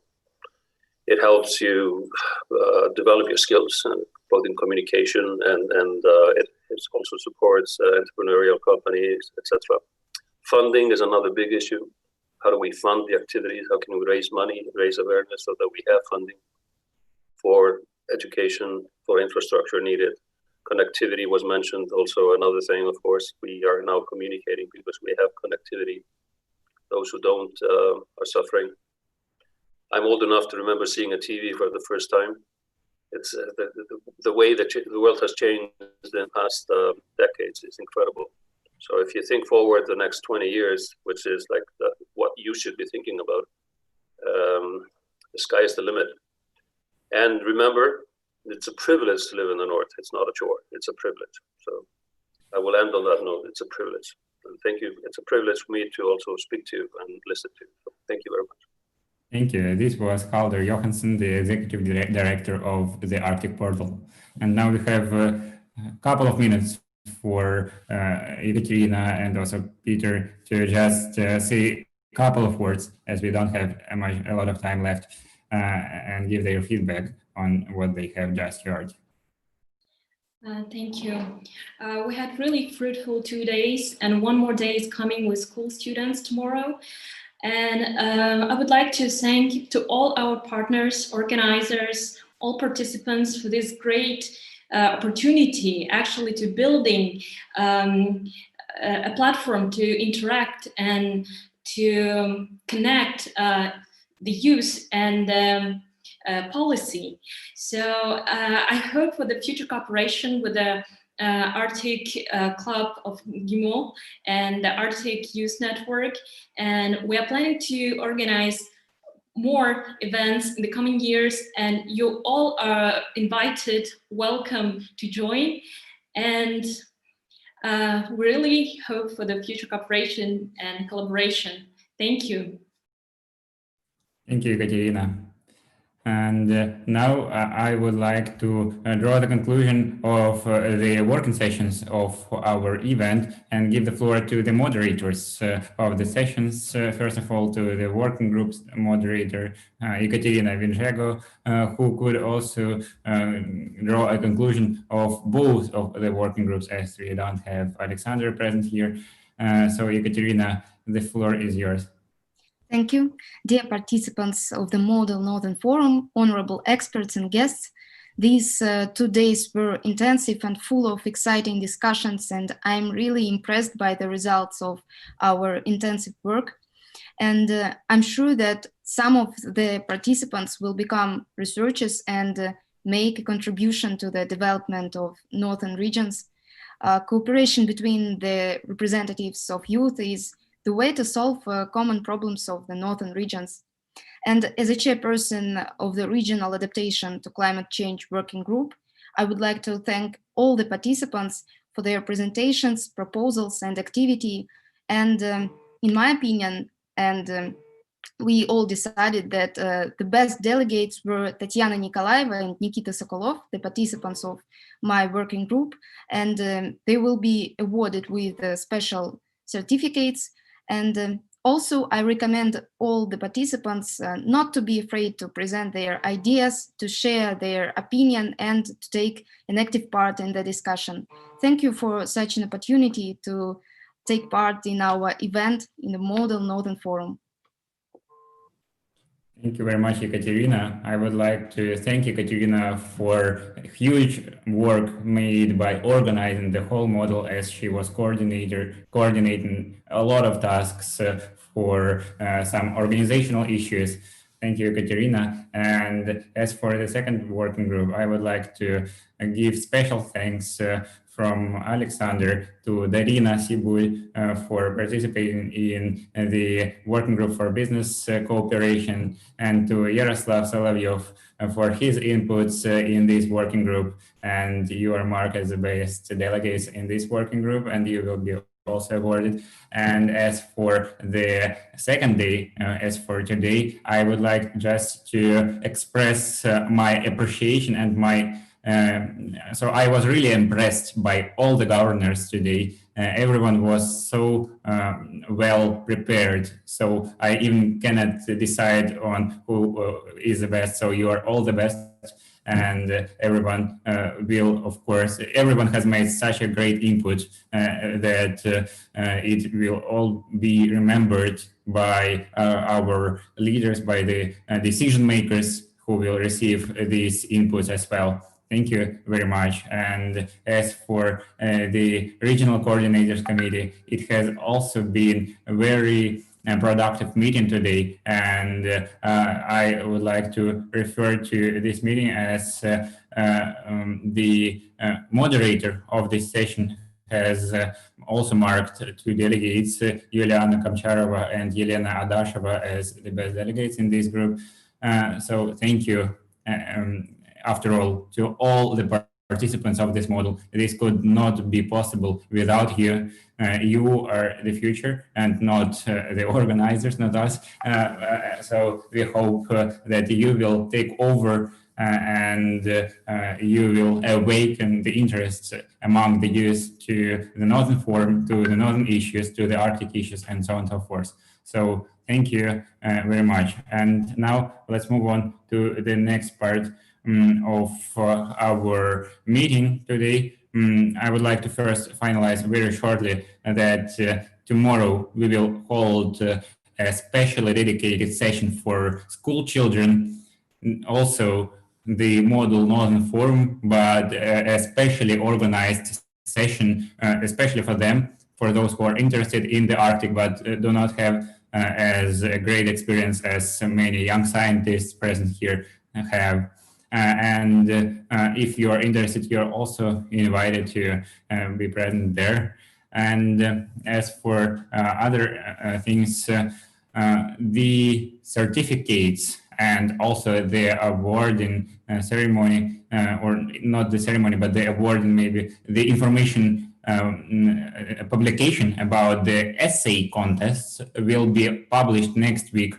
So all the participants will get the information letters concerning the results of the Model Northern Forum next week. And the essay contest will also be included into this information letter. You will receive all this information and all the documents via emails, and we will also try to publish this information in our social networks. So you will receive all the information and nobody will be forgotten. And if you have any feedback, any questions left, you can ask them via email or via the social networks of the organizers. You are free to answer whatever you want. You are free to share the contact of every one of you and to facilitate this cooperation further. And now let's move on to our entertaining part. And I would like to give the floor to Maxim Bayev, who is the author of a great idea connected to the Northern Forum. Maxim Bayev can explain it to you himself, and then we will listen to it. Well, yeah, thank you so much. First of all, I would like to thank all of the participants, the secretariat, the chairman, and just all of the organizers of this event, because, well, this is my first experience participating in this model, actually, and I think that the work which has been done is really fruitful, and I just think that such events should be held more often, because they enable us share our initiatives, our opinions on the problems in the Arctic, and also due to this event, our voices can be heard, and all of this inspired me to write a song, which I'm going to sing now for you. And also, I would like this song to become an anthem of the Northern Forum, if it is possible. So now I would like to sing this to you.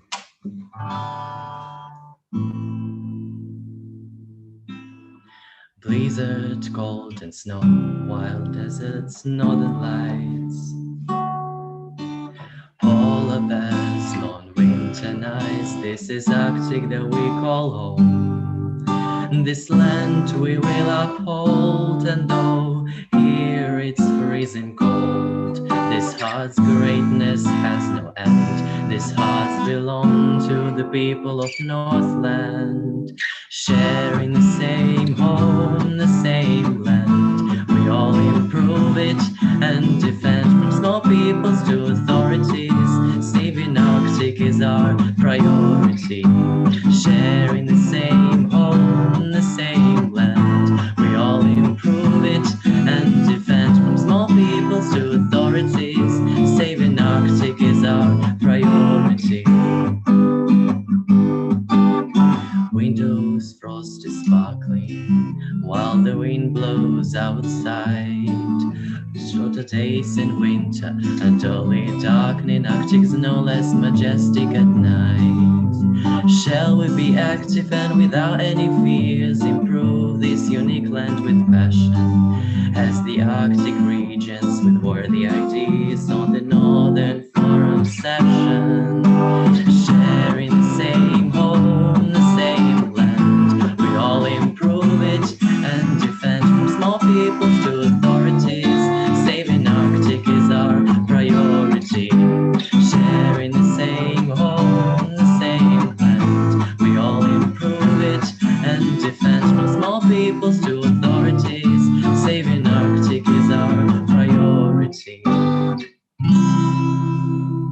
Thank you so much.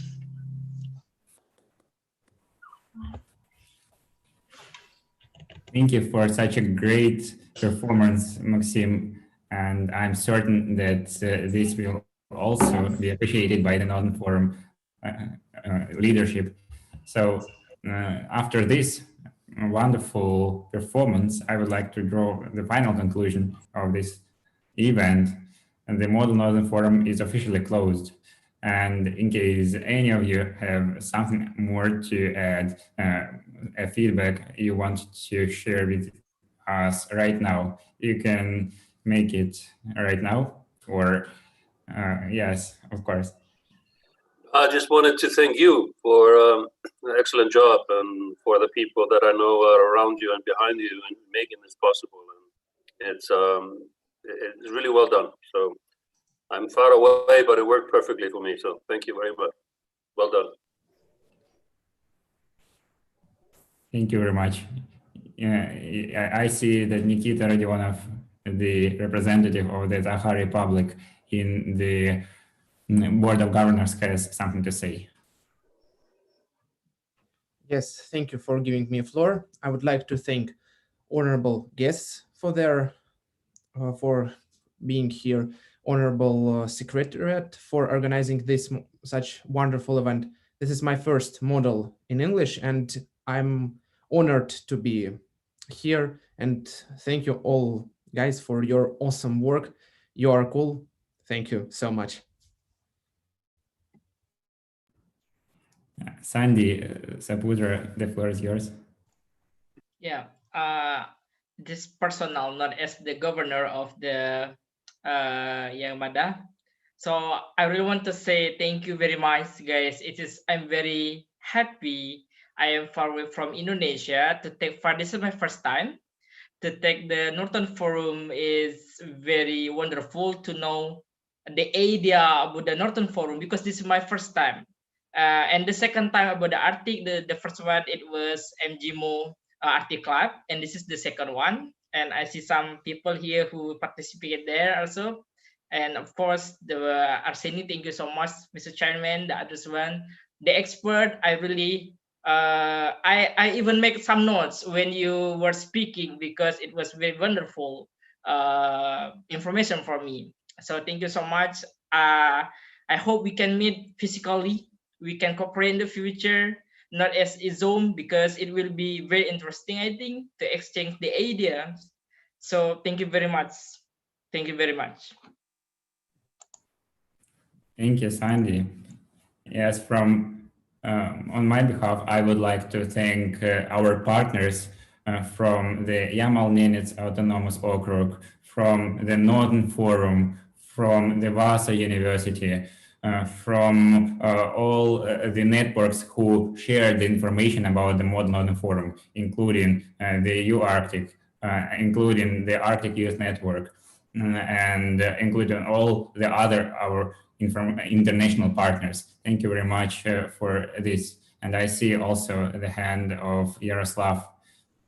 So yeah, thank you. Dear participants, dear colleagues, thank you for taking part in Model. I want to say that the experience you get from Model is unique. And I want to say one more thing, that Model is not about agenda. Model is about people, great people. Thank you. Thank you, Yaroslav. Anna. Yeah, I just wanted to say that I appreciate that not only students can attend this forum, because I was making articles when I lived in Yakutsk and making in St. Petersburg, and then I graduated. And now I have one more chance to participate, and it's very great. And I want to say thank you for this opportunity. Thank you, Anna.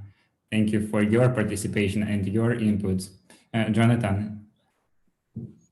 Yes, I also just wanted to say thank you for everyone for allowing me to be a part of this.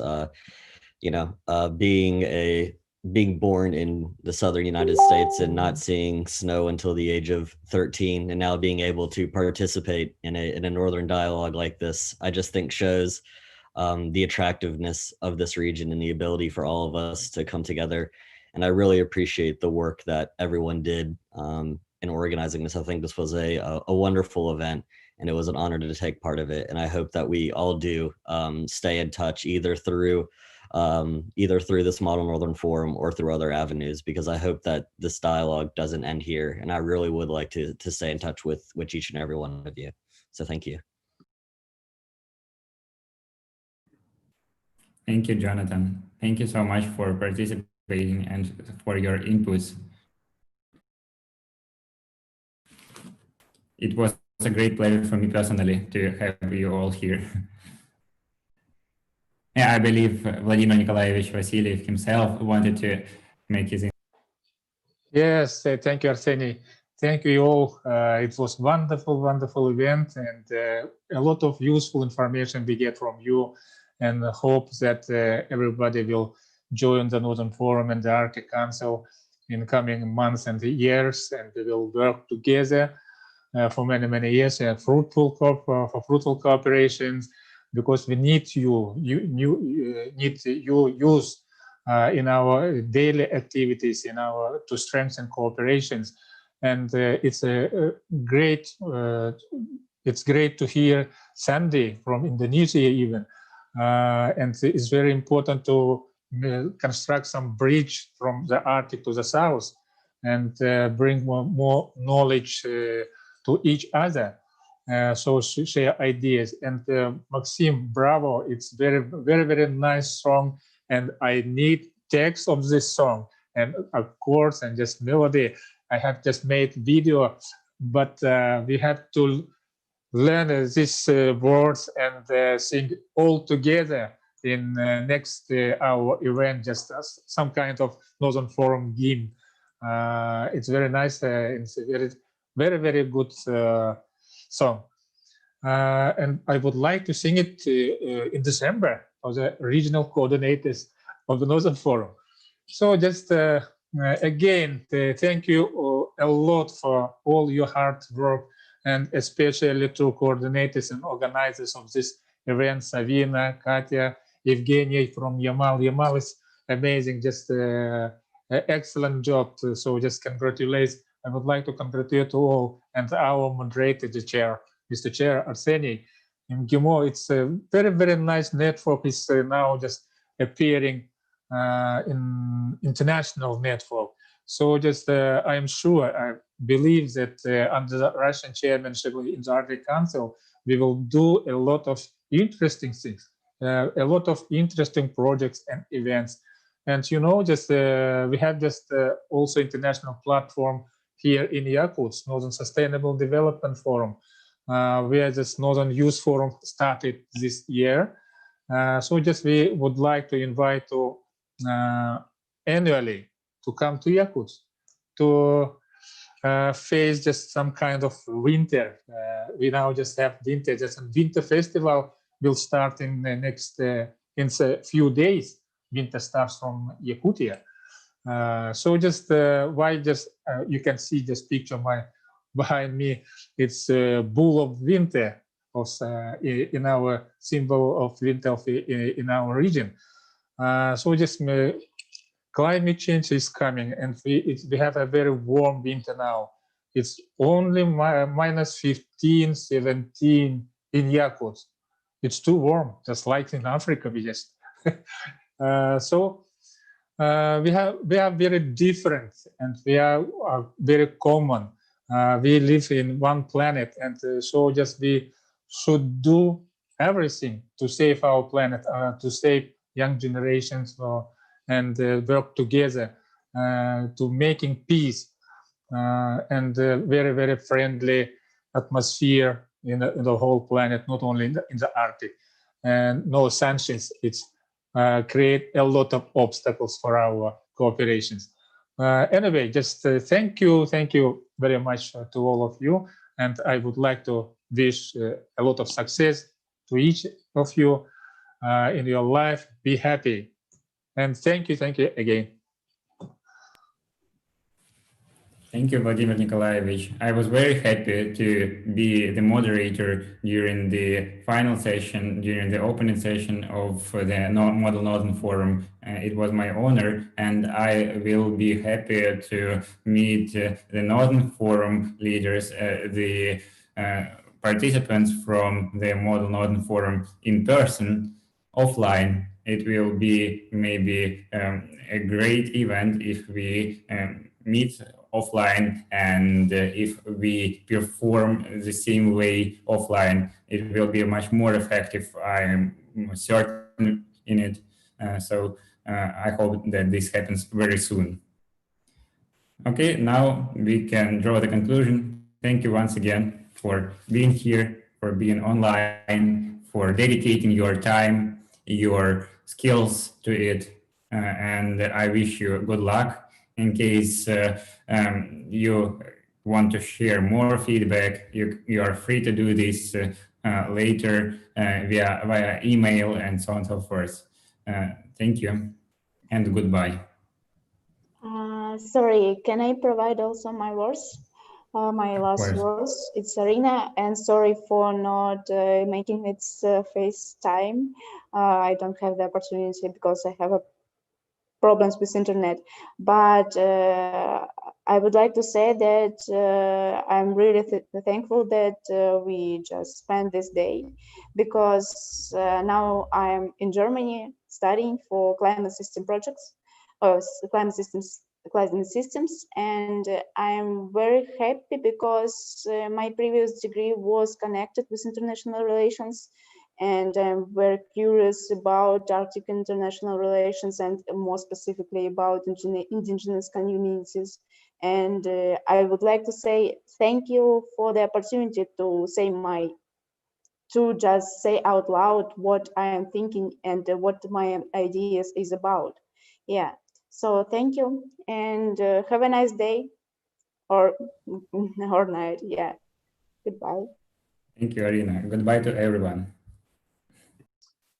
Bye-bye. Thank you again. Так, Федор, спасибо большое.